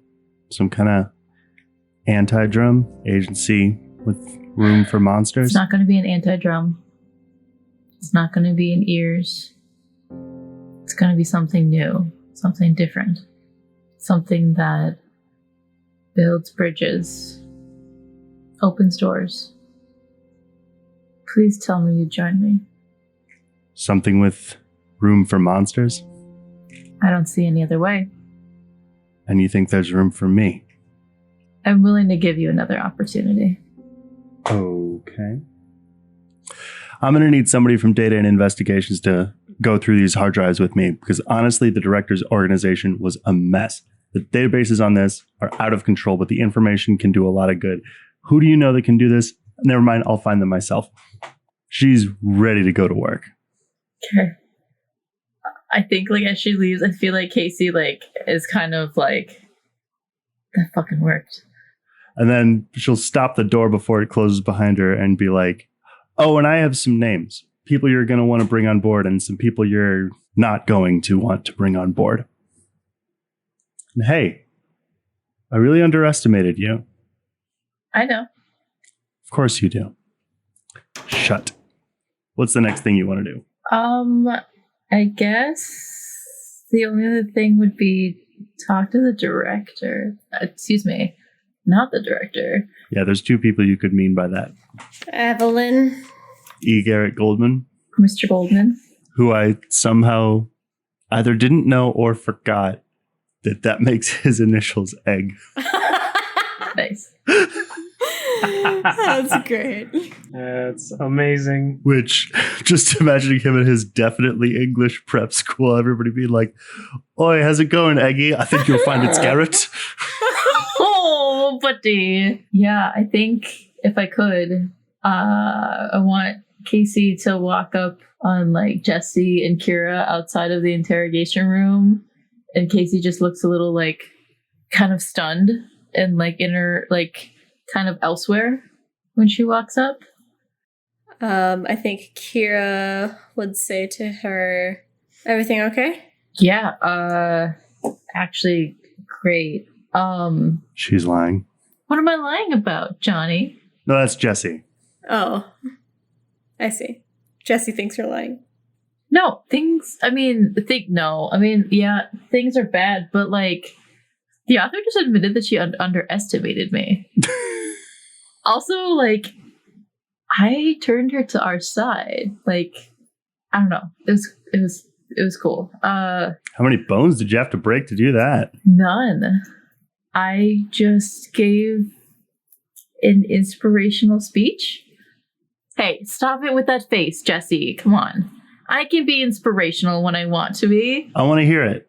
I mean, I can't like recite it like word for word.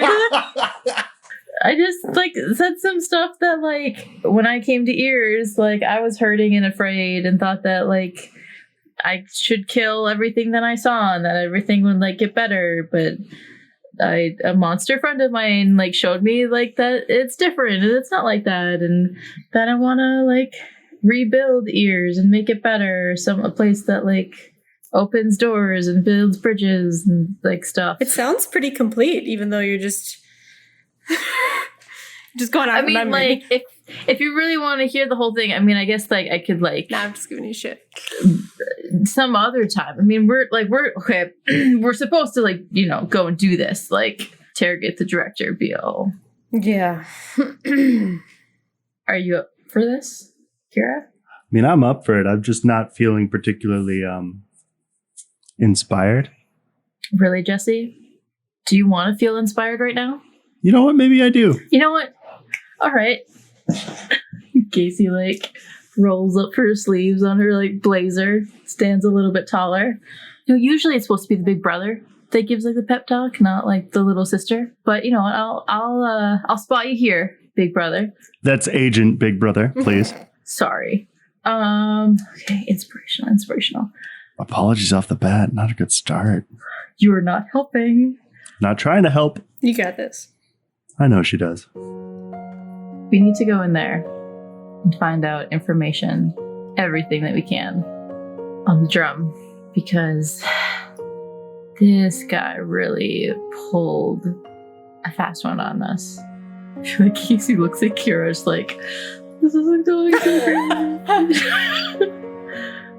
For a man obsessed with humanity, he has precious little of it left. This is our organization. Ours. And this stuff happened right under our noses.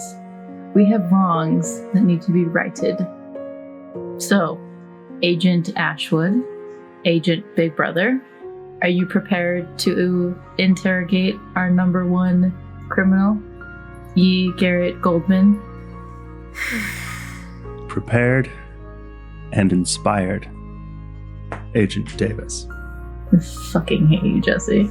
He'll turn to you, Kira, very businesslike, and be like, Agent Ashwood, Ready as I'll ever be. we'll back your play, Chief. So Casey will head and open the door. Okay. So the first thing that you notice about what's going on with the director is that he's restrained in odd ways by enormous machinery. There's huge metal arms that reach down from the ceiling and clamp around his neck, holding him in something of a forward-leaning, nearly stress position. His arms are pulled basically straight back behind him, and his hands are encased in like metal sockets that are also connected to the floor in the corner behind him. There's some kind of thick wires that are attached at various spots along his spine that run down into a cable snake that leads into the wall. The second thing you notice as you get a bit closer to him and can see the lights pointing at him is he looks like shit. Like pale, dark circles under his eyes. Looks like he hasn't slept in weeks. It maybe look like since the last time you saw him, it maybe looks like some of his hair has fallen out. Is there a table? Of course there's a table. Is there a water cooler or a jug with water and cups? There can be. Okay. I want Casey to go over and pour water into a cup and hold it up to his lips for him to drink. He'll look up at you suspiciously. I don't think he'll say anything. Casey will hold the cup there for a minute or two, and if he doesn't drink, she'll then take it away. I'm not accustomed to such mortality. I'm coming to enjoy it.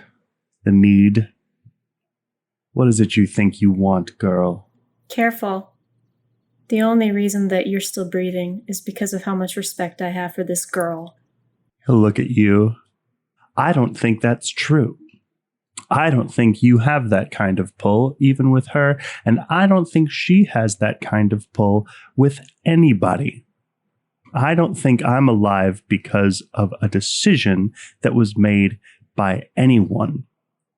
I think you need me.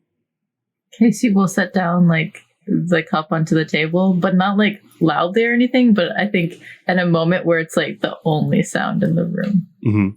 She'll turn around, arms behind her back. There are a lot of people who want you dead, but there's also a lot of people who want you alive. On both sides of the fence, you said that you would cooperate. I take it you're on the less stabby side of the fence. I'm on the more understanding to a point. We'll see. Tell me what you understand then.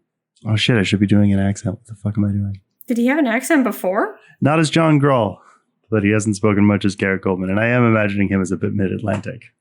When did you become the director? I've always been the director. 1981. When did you become Mr. Green? 1987. When did Nathaniel Rose put John Grubb into you? Within the year. He's a pig, you know. Ambitious and knowledgeable, but a pig nonetheless. Who?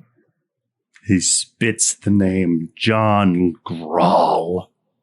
Why did you go along with it? What makes you think I did? What makes you think I had a choice? Kira laughs. Some god you are. Nathaniel Rose forced a spirit into you. The man who was preparing for a war. That's the advantage of the traitor. Generals don't see them coming. Your Nathaniel Rose had ambitions beyond the defense of humanity. How did he do it? How did he get John Grubb into you? Trickery, money, caught me at a low point. You know how thin we were spread after all the hallway incidents. He offered money, soldiers, his order, pledged to our cause. And you believed him? That he would just offer that to you? No strings attached? I expected strings. I can pull them. You just didn't think you'd be on the other end? Does it amuse you to kick a man, to see him down? I should ask you the same question. Where do you get off asking me that question? You're her. Oscar's little pet. Watch yourself. What, are you going to tie me up? Did it work? How many of you are there? Don't answer him, Kira. Kira? You've taken a new name. Given or invented? Claimed. You see, you don't have control over every aspect of my life. Maybe not yours. Who was Max, Michael? How's the old man? Cleary? Or who are you talking about? Your housing, your Oh, place family, my dad host family. wasn't very hospitable. Of course not. Wouldn't have worked if it had been. Which means it did work. She's in there, isn't she? Agent Davis, you must understand that this was something that was foundational.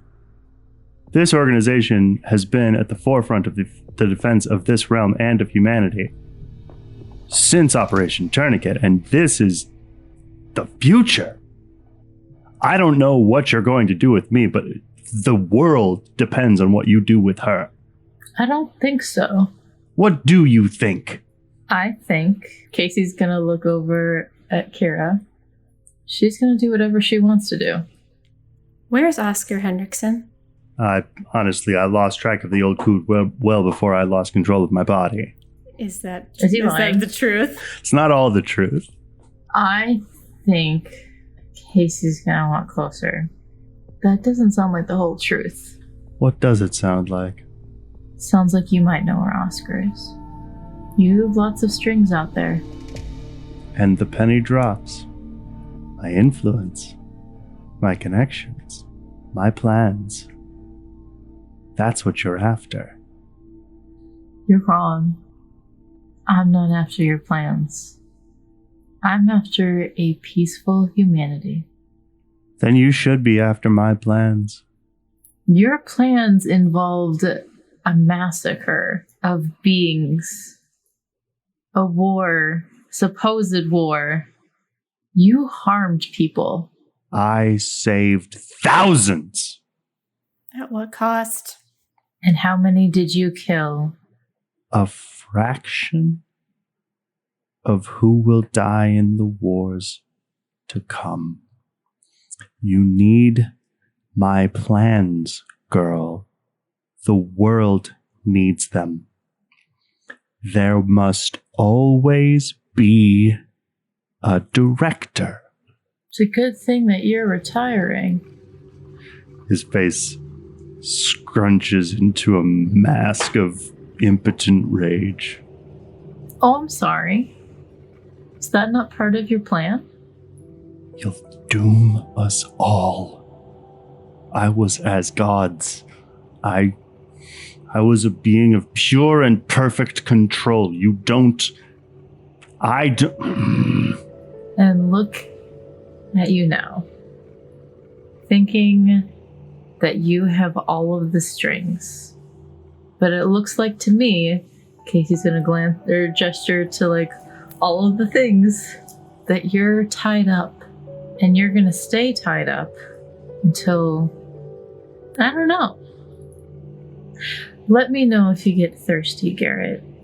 And Casey's gonna turn away, drop the cup into the trash can. Ice cold. I'm trying, like, my best not to, like, punch him in the throat. Casey's gonna stop at Kira. And very quietly, so that Garrett Goldsman doesn't hear. Egg. You can find it's Garrett. I don't think we should say anything else. But I know you have lots of questions. Yeah. And he's kind of on the edge right now. We can always come back. but It's okay. On the edge is right where I want him. in case he's gonna put like a hand on like your shoulder, don't hurt him. I won't. In case he's gonna like step behind Kira and like lean against the wall, I presume against next to Jesse. Who's going to say, "You sure about this?" I can't. If I say no, she may not forgive me. Forgiveness may not be a luxury you're going to have in the future. Can I read a bad situation? Sure. Subtract 2. Fuck you! I like that move. It's a good thing it's going away. Oh, you'll be back. You know what? Oh boy. Are you going to do what I think you're going to do? I want to burn a luck point. That's what I was waiting I rolled for. a 9, but I want to use a luck point. Okay. I want to ask questions. I get 3 questions? Mm-hmm. What I want to know is if we keep talking to Egg, like, Why did I do that? is that a bad idea or should we leave now? Would it be a better play to leave now rather than continue talking? I mean, that was a hell of an exit line, first of all. But depends on what you mean by better play. He can't hurt you here. I'm more so like, I guess, thinking about like if we have the upper hand or the advantage. Would we lose the advantage if we continue talking? Likely. He's smart. And the more kind of questions that you ask, the more he's going to put together what you're after and what you're really after, what your actual plan is. I have a question that I want to ask Lauren. Mm-hmm. That's one of my questions. I guess, bottom line, would Kira be mad at Casey if Casey made her leave now? Mad is probably not the right word. And why is that? Because this hits so close to home for Kira. She'd be... I can't think of a word strong enough. Like, she needs this. She needs answers. And a little bit, I think she needs somewhere to direct her anger. Third question. What's the best way to protect the organization? From what? From the director.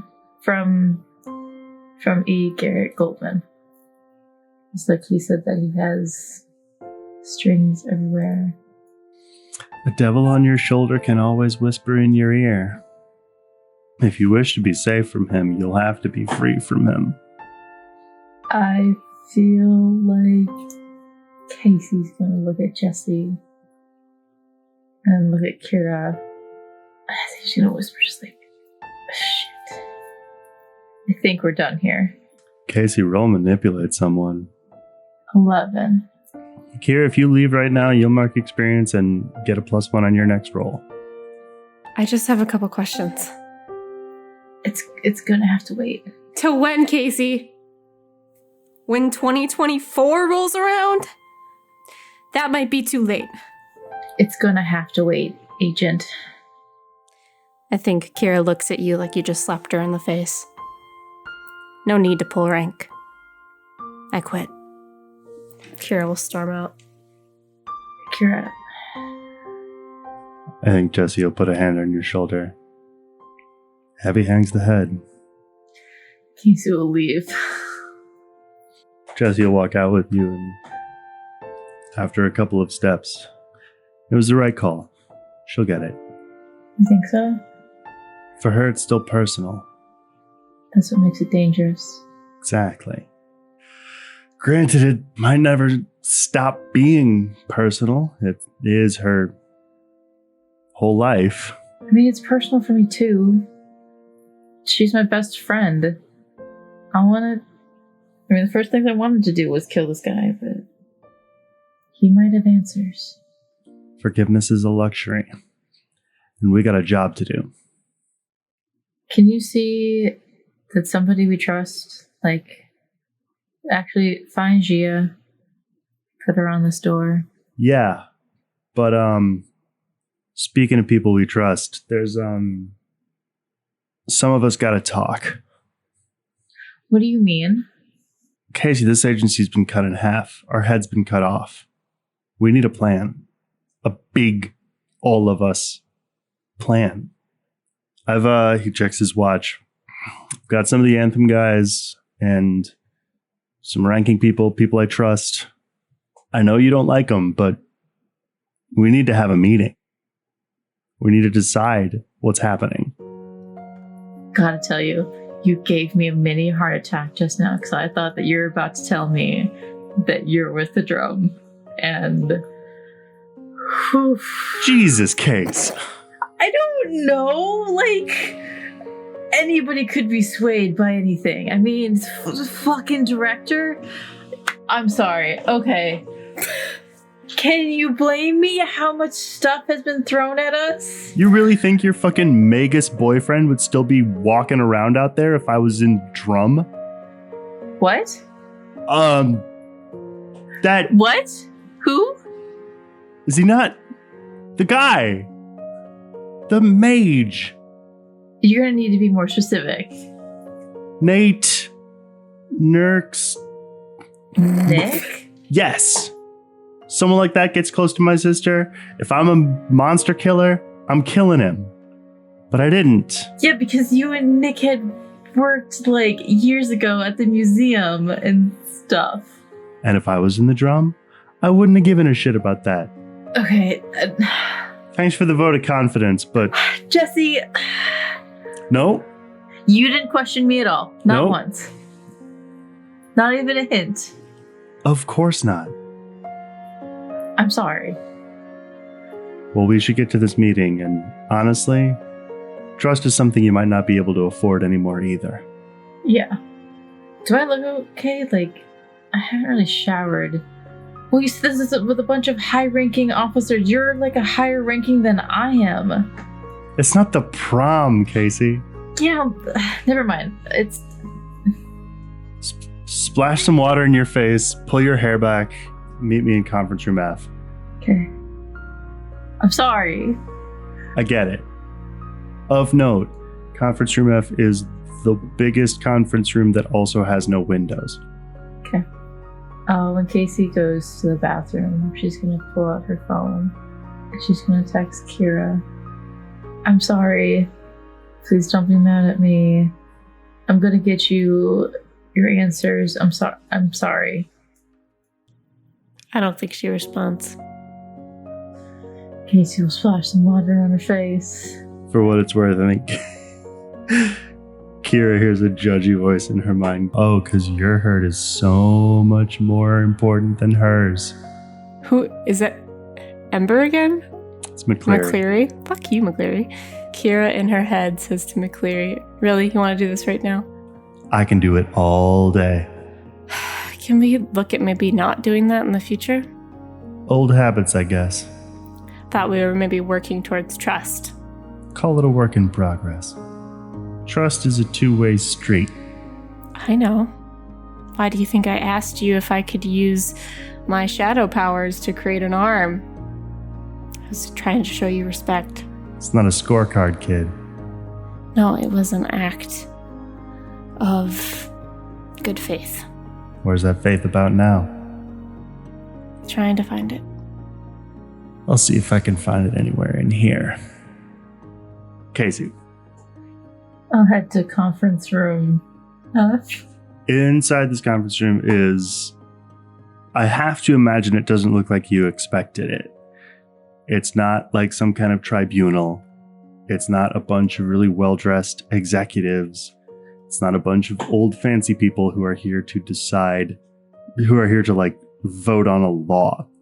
It's an overcrowded conference room full of people who look like they've been and likely have been working or fighting or running for the last hours, days. Messy hair. The men have 5 o'clock shadows. Rumpled shirts. There's just a din of conversation and arguing. And they're all just... I think when you open the door, they all stop and look at you for a moment as though Maybe this is the person who will answer all of our questions. And then, after a second, the din resumes. It's dozens of people here. Some of them are dressed like investigators with the distinctive suits. Some of them are dressed like security with the sort of more workman-like jumpsuits. Some of them appear to be dressed like, I don't know, maybe undercover cops or something. Like, there's at least 2 that are dressed like shock troopers with their helmets and gloves off. It's all kinds of folks in here. Do I see Jesse? Mm-hmm. I'm gonna go stand by him. Sure. What are you doing? Talk to them. What? I'm supposed to talk to them? Well, no. Technically, nothing's supposed to happen right now, but... What am I supposed to say? An inspirational speech? That went great earlier. These people don't need to be inspired. They need someone who will decide. What they need is direction. Okay. What? I'm a soldier. Hell if I'm gonna talk to anybody. I barely even like talking to you. I'm gonna let that one slide since I put my foot in my mouth earlier. I'll elbow you in the shoulder. Okay. Well, I guess Casey will clear her throat. It's not gonna do much to break through the din. The din subsides somewhat. Thank you everyone for assembling. And I think about half of the people are like, oh, so she's who we were waiting for? Okay. Some of you may know me, and some of you may not. I'm guessing that a lot of you don't know me. I'm Agent Casey Davis. Some of you might know me as Darkside Davis, but that's beside the point. I guess, not to toot my own horn, but I was the one who brought in E. Garrett Goldman. Just Jesse? Yes. Damn it. Oh my god. But I'm assuming, as I'm looking around the room, that a lot of you are high ranking. And the chaos out there, you all know that the drum had infiltrated ears. And we need to work on eradicating them from our agency. Whether that be arresting them or giving some of them a second opportunity. The drum was birthed from ears, someone in the back corner says. You can't dig them out without digging out the very heart of the organization. This thing needs to be burned to the ground. That's what I'm thinking. Except less burning and more take apart and rebuild.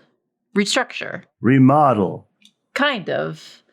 I mean, I'm guessing that each of you joined ears for a reason. Some nods.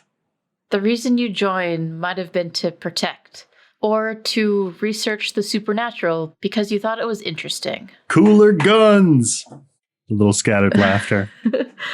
Yeah, and others because you didn't have anywhere else to go. But you wanted to do something good. That's kind of what Ears is to me.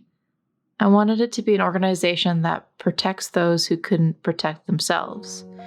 And in order to do that, we kind of gotta get rid of Ears completely.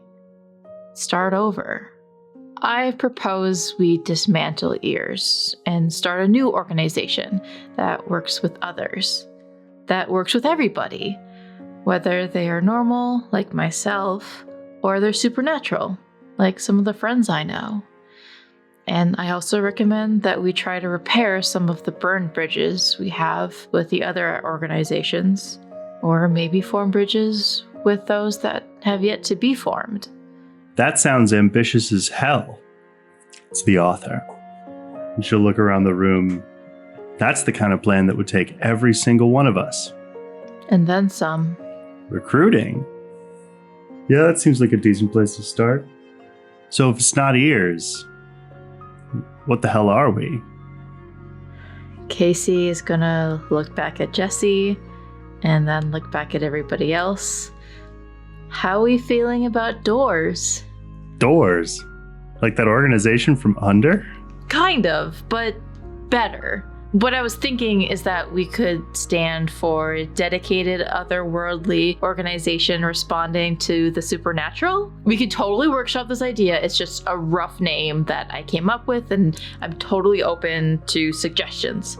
But I thought that because Agent Carson had done good in Under and rebuilt that organization, why not use that as inspiration? I think, honestly, I do think it would be Jesse. Jesse would step forward and be like, new future, new name, new direction. All in favor? Not everybody, but enough. Almost everybody raises their hand. So enough people raise their hand and they go, all right, doors it is. And then everybody looks at you and does applaud. And then amidst the applause, I think Jesse's going to lean in and be like, you're going to have somebody else take a look at what it stands for, right? We'll workshop it. Wink. Casey, there was a certain dinner date you had wanted to have. Yes. So we'll join you at Casey's house, where there's a rough knock at the door from a fist that isn't used to being invited anywhere. Okay. Casey's definitely gonna go to the front door and with a glass of wine in hand. There's a black apron wrapped around her waist and her hair is pulled back into I would say a high ponytail. Roll act under pressure and add whatever you like. Definitely adding 3. That is an 11. Can I tell you what she's wearing? I think you're going to. Casey is wearing black skinny jeans that have that like leathery, shiny look to them. She's wearing a red velvet long sleeve blouse with like a plunging V-neck neckline. The sleeves are like long and loose and they end in like a cuff. That's very trendy right now. She's actually put time into makeup, more than like just mascara, which is her usual. And she actually made the effort of like putting like curls and waves into her hair. Well, damn, girl. On the other side of the door, you look like that and you find Tessa, herself wearing a light summery blue and yellow dress, cut short over a pair of jeans, the white short sleeves of her t-shirt sticking out under thin straps. She's still wearing like durable combat boots, probably because these are the only shoes she owns. But her hair does appear to be brushed and pulled entirely to one side in a loose and short braid, and her eyes go wide at the sight of you. She has a bottle of wine also. She says, "Good evening, Lady Lothario." And she thrusts the wine at you like she's presenting you with an award. "I come bearing gifts of middle shelf wine." What? Casey's gonna take that bottle of wine and instead hand Tessa the glass of wine that she's holding. You didn't have to do this, but I really appreciate it. And we'll kiss Tessa on the cheek. You just needed to show up, really. A little bit of a flush will appear in her cheeks. "If I didn't know better, Miss Davis." She winks. I'm gonna give her a look, but I'll step aside and let her in. She'll walk in and looking around and be like, it really is just this clean all the time, huh? What? My house? Coming home to a clean house after a stressful day at work keeps me more sane. She shrugs, takes a sip of wine. Then she looks at her glass as if it's just told her like an amazing secret. Holy shit, this is what wine is supposed to taste like? Casey just like laughs and picks up her half-finished Manhattan and takes a sip of it. I need to hang out in the middle shelves more often. She'll head into the kitchen and take a big whiff of whatever you're cooking. I'm not sure you're going to be able to find that on the middle shelf, hun. There is definitely a cheese platter in the kitchen. And I would say it just smells like really warm and cozy. The oven is still on. But like it smells of like potatoes and spices. Just, yeah. I'm going to skip ahead to plating the meal, which Tessa will immediately offer to help with. Casey would 100%, by the way, tell Tessa that she looks very nice and that she loves the braid in her hair. It's very cute. What's the best way to put Tessa at ease or like to relax? Remind her of happier times. Okay. Hopefully this is a step up from Cheetos, Mountain Dew, and Lifesavers in the park. If it's anything like your gunplay, you'll be getting a Michelin star tonight. Would you prefer to sit at the table, or we could sit on the couch? Table.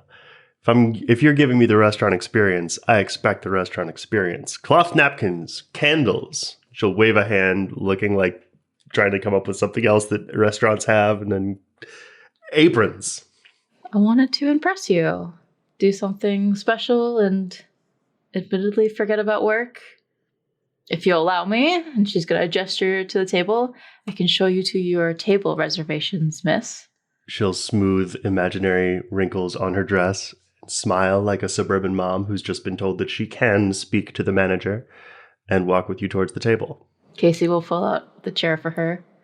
I think Casey also pulls out one of those like little remotes to a speaker system out of her pocket and will point it to the living room, and the house will fill with music. She'll bow slightly, like at the hips. Tonight's 2-course meal would begin with a homemade shepherd's pie made with locally grown carrots, peas, sourced ground beef, and topped with potatoes and freshly grated cheese. Tess is going to shake her head from side to side and just be like, okay, what the fuck? Kind of like smirk, but I will light the candles on the table. Can we just... I mean, goddamn, Casey, what is all this? I literally Googled how to get pretty for this, but you're making me feel like a pig at a prom here. Sorry. I just wanted it to be nice. It's been a bad couple of days. Casey will, I think, blow out the candles and turn off the music. Hey, if it's a game, I'll play, but could we just be real? If you knew the kinds of meals I'm accustomed to, you wouldn't worry about trying to impress me. Yeah, of course. Sure. Yeah. Sorry. Oh, damn. Her shoulders will slump. I wrecked it. No, it's fine. It's fine. You did a whole thing for me like I was somebody, and I forgot to be a person about it, and now I made this whole effort into something bad. But then her face will light up, and Tessa gets up and takes Casey by both shoulders and walks her back to the table in the spot that she had been sitting, and roughly puts a napkin in her lap.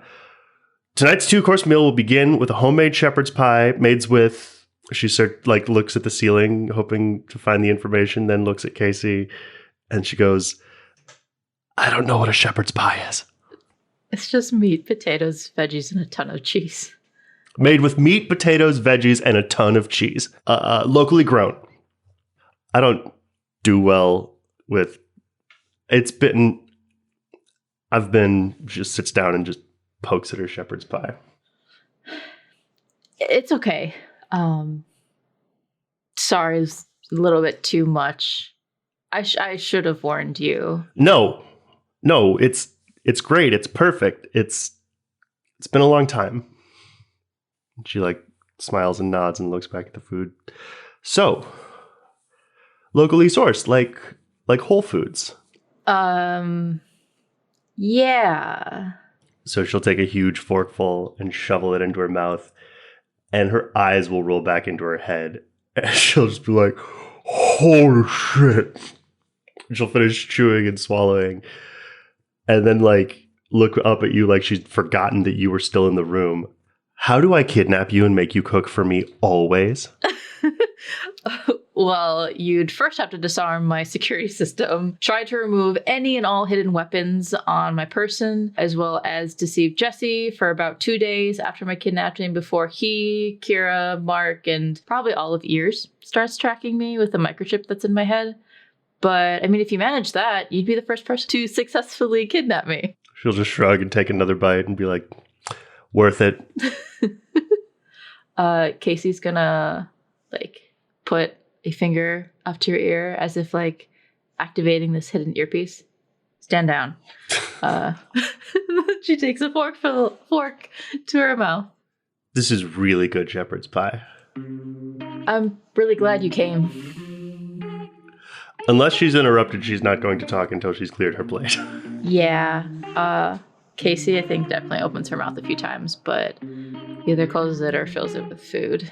Okay, then when she's done, Tessa will take a big gulp from her wine and go, 5 fucking stars, Davis. Have you ever done anything halfway in your life? I can think of maybe a few, but I'm really glad you like the food. I made a little extra. There's a small container of shepherd's pie in the fridge that you can take back to Sigma. You mentioned last time that you guys didn't have many home-cooked meals. She's going to put down her silverware and be like, that's something I've been meaning to talk to you about. Okay. You've got a whole other world up here from the one I've got. I'm not really clear on the whys and hows, but Sigma is not someone you're cool with. And you've got a me up there, she like points at your head, who's still just a kid. There's a like stone face, like kind of going into agent mode. Casey's face sort of transforms into. Did he not tell you? She looks at you with like a do you think I'm stupid face. He didn't have to. And that's not even what I'm talking about. It's like there's me, who you know, but then there's me. I don't know if I fucking am someone you like anymore. I've killed people, Casey. Me and Sigma, we fought and scraped and ate rats and did what we had to survive for years. And I'm not that girl. Not anymore. I'm not someone who gets cooked for.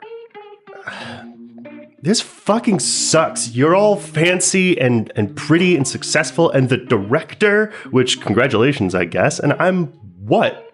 Damsel, girl on the run, still the fucking street kid from the wrong side of the tracks. No, you're Tessa Jones. I hear what you're saying, and I'm trying to understand. You think about me and you see me, but as I was. Even if there wasn't weird time shit, you haven't looked at me for years. You're not wrong. But I am, Casey. I'm stained. I'm not young. I'm not innocent. I've gotten good at one thing in my life. Moving on. And she closes her eyes. She's not looking at you, and she says, and I'm thinking it might be better if we both just go do what we're good at. I go, and you, she opens her eyes and looks at you, you remember. Casey's eyes had dropped to like the table and takes in a long, shaky breath, sort of nodding and avoiding looking at her a bit. You've thought about this. 12 years, Casey. And Rose is still out there, the guy who tried to kill me and Sigma. I'm taking care of Rose. And while you take care of him, I'll be taking care of myself, which I can do. I've done it before. And she stares at her dwindling wine glass. 3 lives, at least, ruined because one motherfucker couldn't handle somebody accidentally being in his supernatural club. And you're trying to be White Knight and Michelin star chef and Woman in Black all at the same goddamn time because this motherfucker couldn't leave well enough alone. And she reaches a hand out to grab your wrist, if it's nearby. It's not fucking fair, kid. I fucking hate it. I think that the bags under Casey's eyes are beginning to show and her shoulders slump a little bit more. And she just looks tired. I'd been hoping I could try, but I've missed you. And if I'm understanding you, what you're saying, we're not 16 anymore. No, we're not. We've killed people. Yes, we have. And I'm still... Casey sees a picture of her and Jesse at her Ears graduation. You don't owe it to me, but where are you going to go? Who are you going to become? Her stare will shift into, like, thoughtful consideration. That's not something that I get... I'm going to survive, I suppose. That's about all I can hope for. And she'll straighten up and look at you like she's daring Casey to disagree. Casey's holding back tears and I hope you survive. I hope you survive. Congratulations on your whole situation or whatever, but your deal and my deal are not even on the same level. I've been doing what I can with what I have, okay? You're changing the goddamn world, and I don't know if you've noticed, but I am just some girl. You might be all kinds of special, but I'm not. Stop looking at me like I'm already dead. And you can see the kitchen light glittering off her tear-stained eyes and cheeks, and she breathes in and out like she's just run up a flight of stairs, and she won't say anything else until you do. I'm trying to figure out what to do or what to say. Yeah, she's not doing great herself. Roll read a bad situation. Okay. 11. 3 questions. Does Tessa not want to leave Casey? What do you mean by leave? Like, break up? That's a difficult question. The way I will answer it is that you can tell that she is trying to push Casey away. Okay. Is someone manipulating Tessa? Like, is she in danger? That's also kind of a difficult question. Nathaniel is hanging over her head like a dangled sword as far as she's concerned. She's been in danger since the last time you saw her in high school. Mm-hmm.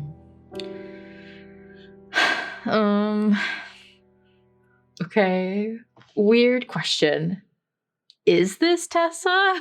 Of course this is Tessa. Okay, I wasn't sure if it was like, I don't know, Faces, being an assassin and whatever. Lots of shit have happened. Okay. With that information, Casey's gonna stand up from her chairs, like hands held out and moving back a pace, like not wanting to startle Tessa. Okay. I'm sorry. I don't know what you want me to say after you told me that you want to move on. Casey's going to look for an explanation from her. But then she's going to put her finger up to have her wait. Casey's going to go into the kitchen and pour herself a glass of whiskey. And then she's going to turn to Tessa. What the fuck? No. Hold on. Casey, downs her drink, pours another one, and presses her fingers into her eyes. What the fuck? I'm related to him, to Rose. I share his power. I steal it. Bottom of a generation, apparently it's a whole thing. That's why he tried to kill me. Sigma was the bullet. He knew enough to know where to find me and how to take me out. He never counted on you, of course. I didn't know about this power until Faces came after me. And after you saved me from him, things took a turn. And she's going to look you dead in the eyes. So, you have this power. We think it's like a pool. Like if I'm swimming in it, I'm pulling the power and the energy from it. But if you took me out of the pool, there wouldn't be that drain on the pool. Okay. So you all have access to this one pool, but there's a limited supply. Basically. And then a tension you hadn't noticed in her shoulders drops. I'm a battery to Rose, and you're one of the only people on Earth who remembers me as a person. As long as I'm breathing, he thinks I'm stealing from him. Sigma is strong and armed, but he's not smart. If I'm going to live through the year, you might be my only hope. This was supposed to be a simple date. So what? Were you planning on dumping this all on me tonight? In the process of pushing me away and leaving me? And what I'm hearing you say, it sounds a lot like you've been using me. You showed up at my van, you kissed me, met my family, met my friends, and then you're just gonna leave. A range of emotions play out on her face. Reflexive anger, then hurt than just bitter sorrow. That's one way of looking at it. Is there another way to look at it? I needed you. I didn't have anywhere else to go. I know it would have been more romantic or whatever if I had the whole world and I picked you on purpose, but I don't have that kind of choice. Picked me on purpose. Why don't you try the truth, Tessa? You're here for my help, or you're here to be with me? Eliminate Rose. That's what you want? Eliminate might be a bit strong. I just need a way to get him to back off. Leave me alone. I think Casey's just going through the list of responsibilities in her head, because she's now the director, and everything she's done to Tessa to this point, it's for Tessa, and the chance that Casey took on her, and she's thinking about the words that Jesse told her of trust and forgiveness. And she's finally gonna speak. I'll look into it. Thank you. That's all I ask. You can take the leftovers back to Faces. Roll manipulate someone. That's a 6. She looks at you more than a little petulantly and swirls what's left in her wine glass and goes, "Can I at least finish what you've already given me?" You've overstayed your welcome. She takes as big of a sip out of it as she can manage. By about 15 years, the way you tell it. Casey's hiding it, but there's a beginning of tears. Leave. She purses her lips, pushing down some kind of a response. Okay. She gets up, doesn't take the leftovers, and just before she opens the door, she spins around and blurts, "Look, I don't like being like this any more than you do, but it's been a long time since I've done this. I don't have family like you do. I don't have friends like you do. I'm sorry the girl you knew turned out to just be a ghost." She just gestures vaguely at herself. "This is what being alive did to me." And then she stalks out and slams the door. When the door slams, Casey lets out a breath that she had been holding, and tears start streaming down her face. Fucking go, damn it.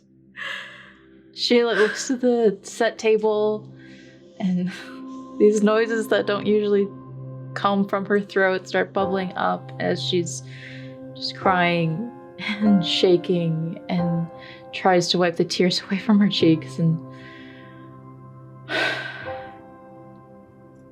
she's gonna pull out her phone, and I think she's gonna text the only person that she's gonna text Nick.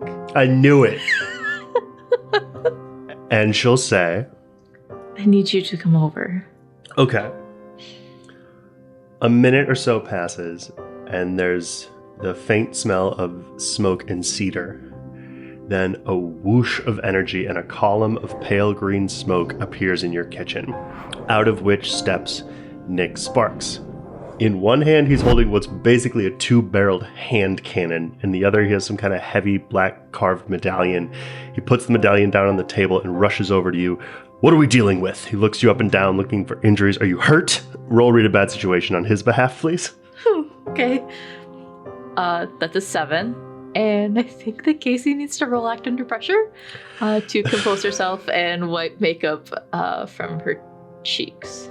Okay, then he will see the running mascara and look at you confused. And he's going to notice the remnants of the dinner behind you. You're faster than Mark Clayton. "You said you needed me," with a kind of warm finality. How'd that act under pressure roll go? 7. I didn't add anything to it. Okay, Nick will slowly put his arms around Casey and, passing the huge gun to his left hand, gently put that on the table as well.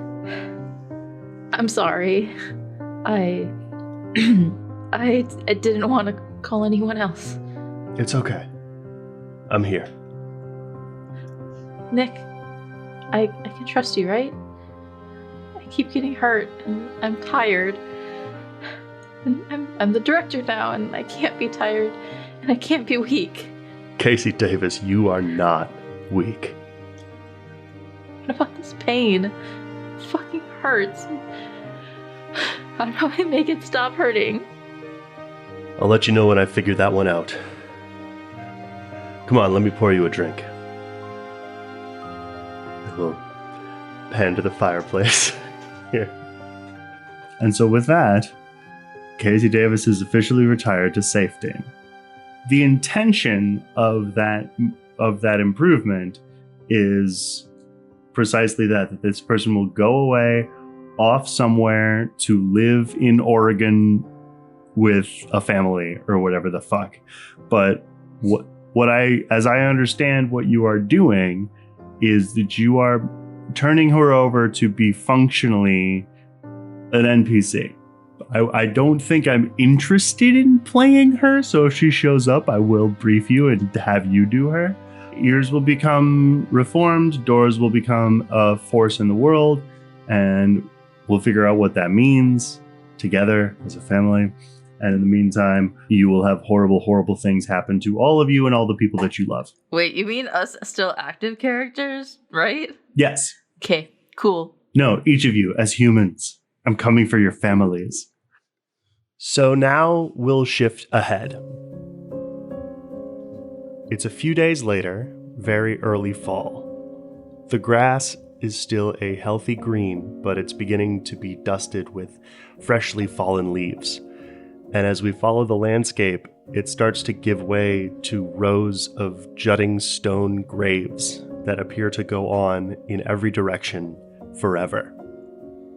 Clustered around one of them is a pretty sizable group. Among that group is all of you, Kira, Anna, Casey, Theo, Mark. Jesse, of course, is there. Gad is there, and others, many that you don't necessarily know by name, but you have seen them milling about the dress barn. I am going to throw a bit of a wrench here. Yeah. Because a fancy black limousine No! is going to pull up. Where are we, like, specifically? Are we just at a cemetery? Yeah, you're at the Lakewood Cemetery. Okay. Who comes out of the limousine? Well, who gets out is the driver, which is like a statue of a man with like the whole 2-button jacket, even though it's not necessarily that. Yeah, chauffeur outfit with the fucking hat, 2 rows of buttons going up. Who opens the door, and out will step an all black, elegantly frocked jacket with bow tie, Nathaniel Rose. Okay. Shit. His driver will stay by the car, but a like sharp and dangerous looking man, also dressed respectfully in black, but no jacket, just shirt and pants, like a goth caterer, will join him. Casey's hand is on her gun, just eyeing them up, analyzing where their weapons are. He'll walk up to the lot of you and be like, "We've had our differences, us and her, but trust that I am here only to pay my respects." Anna, cut the bullshit! Kira, forgive me if we don't believe that. She's someone who's been quite important to my family. Upon a time, well, these things matter to me. I'm not here to cause trouble. He'll hold out a hand. For the duration of the ceremony, I'll neither cause nor brook any threat. Good. She'll shake his hand. I have some interesting things to say. You might find them applicable. I'm sure you do. I'm very sorry for your loss. More than you could know. How did you know, Riley? By reputation, I suppose. What did she do for your family? That's a complicated question. Family for me is, well, it's complicated. Why don't you unravel the complication? I'm not here for an interrogation, Ms. Ashwood. I am here to pay my respects. If you'd like to change the nature of our interaction this afternoon... You misunderstand me. I'm to give the eulogy. Any information on the people who Riley has come into contact with, whom she's influenced, only helps inform what I say. Is yours to be the only eulogy, then? Yes. Fair enough. Roll manipulate someone. I think I get what you're doing. I want this to be a 2 so bad. Fuck, hang on. No, where is it? I can't. Can't see it. Just lift up your tray. 6. That's double 6s. It's 15. Advanced move. Riley's road was long and crooked. She was there at the founding of my order. She was there when it turned towards a dark path. She was there at several breaking points of your order, if my intelligence is to be believed. What happened to her was an unfortunate byproduct of the rending of the earth wrought by my erstwhile ancestor. Surely by now you understand the provenance of my surname. Rose. The bastard branch of the once mighty house of Stroud. I'm familiar. For a time she was an ally, a patron, a damnably clever rival. I never much trusted her, but I always respected her. She and you were directly set against my interests at times, but the world is poorer for her loss. Well, thank you for your words. You know, this didn't have to happen like this. Nothing ever has to happen. And yet, this is the world we've both chosen, you and I. The world that was built for us by others. And here we are. Here we are. I beg your pardon, I've taken up too much of your time. I believe you have a eulogy to deliver. I do. Miss Davis, Mr. Clayton, Ms. Jones. See you around. I doubt that. I think before Kira gives her any speech, I want her to talk to Donovan really briefly. Well, I'm not surprised to see him here. He seems to have quite the history with Riley. Riley had quite the history. How much did you know about her? As much as she would say, which was little. There's so much that I didn't know. She was going to tell me about it, but I guess that's not going to happen now.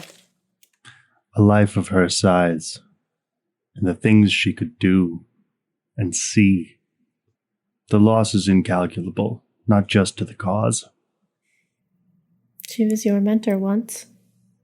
Indeed. Therefore, my captor once. She stole me away as I did you. I want to break that cycle. I think he puts a hand on your shoulder and says, "Of course you do." For what I have planned next, I might need your help. And you'll have it. Good. Because, I think we got some battles coming ahead. I might need to hone my training. Oh, you definitely need to hone your training. That loose cannon sister of yours? The world needs a loose cannon or two. Make things interesting. Pack a punch where it's needed. I'm sorry, do you find the world insufficiently interesting? Sometimes. Sometimes it's just hard. Indeed. And I think, like, not an arm, but one of his wings will go around your shoulder. Mm-hmm. They're waiting. They're ready. Okay.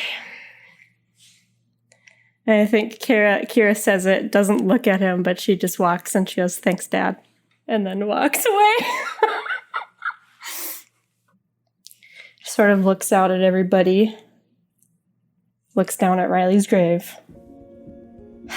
I first met Riley in the back of a sketchy van. She, like many of you here today, found us in the middle of a fight. We're battling it out with evils from who knows where. And you rescued us from danger. There was this girl. She had her eyes closed, robes. Couldn't have been more than 10 years old.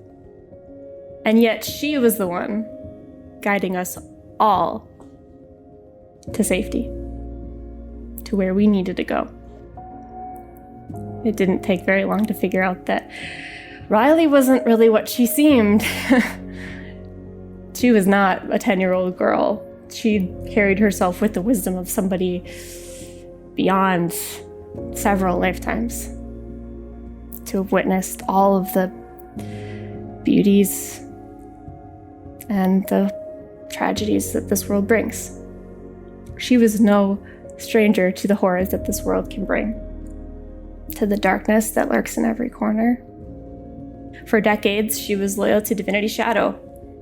Like many of us, she was just a lost soul, looking for some meaning in this cruel world. But Riley had the audacity to dream of something else, of a better world, where those who tormented others for pleasure, and she looks at Nathaniel Rose, were no longer safe in their ivory towers, where the vulnerable, wayward souls of this world were no longer used and discarded, but rather given purpose and a path to redemption. The way of Divinity Shadow and the rest of this world, Riley could see that that was not the way. But perhaps Dawnbreak, her dream, could be. She spent her last moments to make sure that that dream could still live on for all of us. And I don't know about you, but I won't let her dream die with her. There is a whole lot of good in this world, but it needs people like us to fight for it. People who have stared true evil in the eye, and instead of succumbing to it, turn towards the light. Riley saw that, and I can see it now. I know that the threats that we face, they cast a long shadow. But I'm reminded of an old saying. It's always darkest before the dawn. That's Dawnbreak. That's us. So we will build ourselves up, and we will come back stronger, smarter, and vigilant. Those who wish to do us harm have another thing coming. The days of retreating from the enemy are long past. I'm done running. We will seek them out, and we will stop these cowards one by one. So if you're with me, I think we have some work to do. Amen.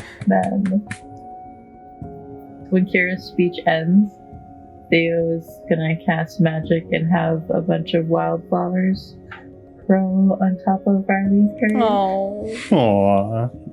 Roll use magic. I rolled a 12 and made the move. Good. What if you failed and it just decays and falls away? Riley's hand shoots up out of the grave. Don't you dare.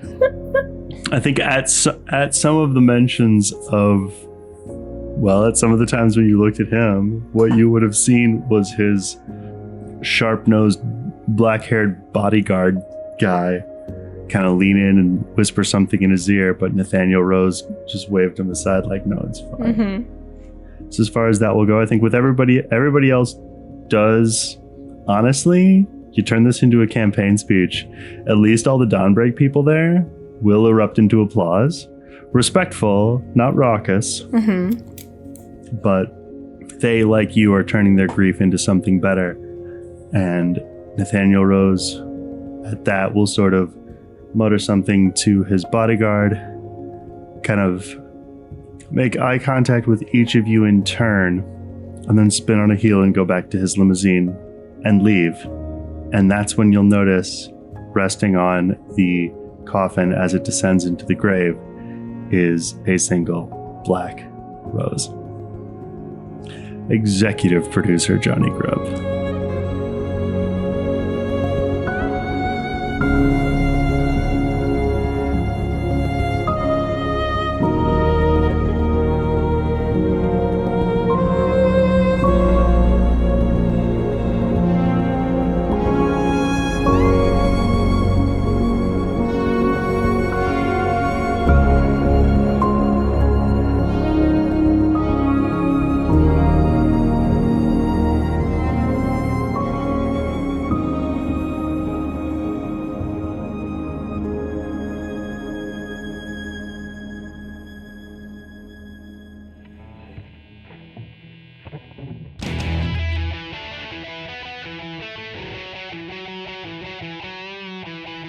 This has been the Monsters Playbook, featuring John Wander as Mark Clayton.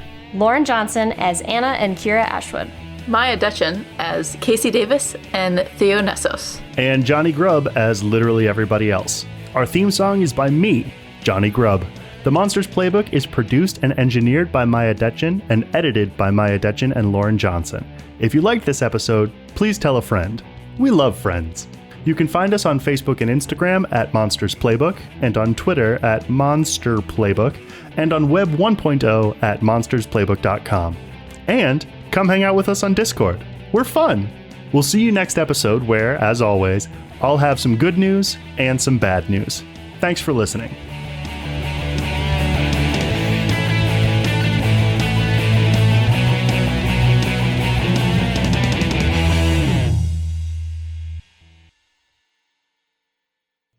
Oh. I'm trying to keep him quiet by playing. I'm going fishing for boys, and I caught one. I caught a baby boy. Fishing for boys. I caught a I was boy. gonna say, you might want Okay. to Wow. assess that sentence. Don't like that. Why? Everything okay, Johnny? Everything okay at home, Johnny? Yeah.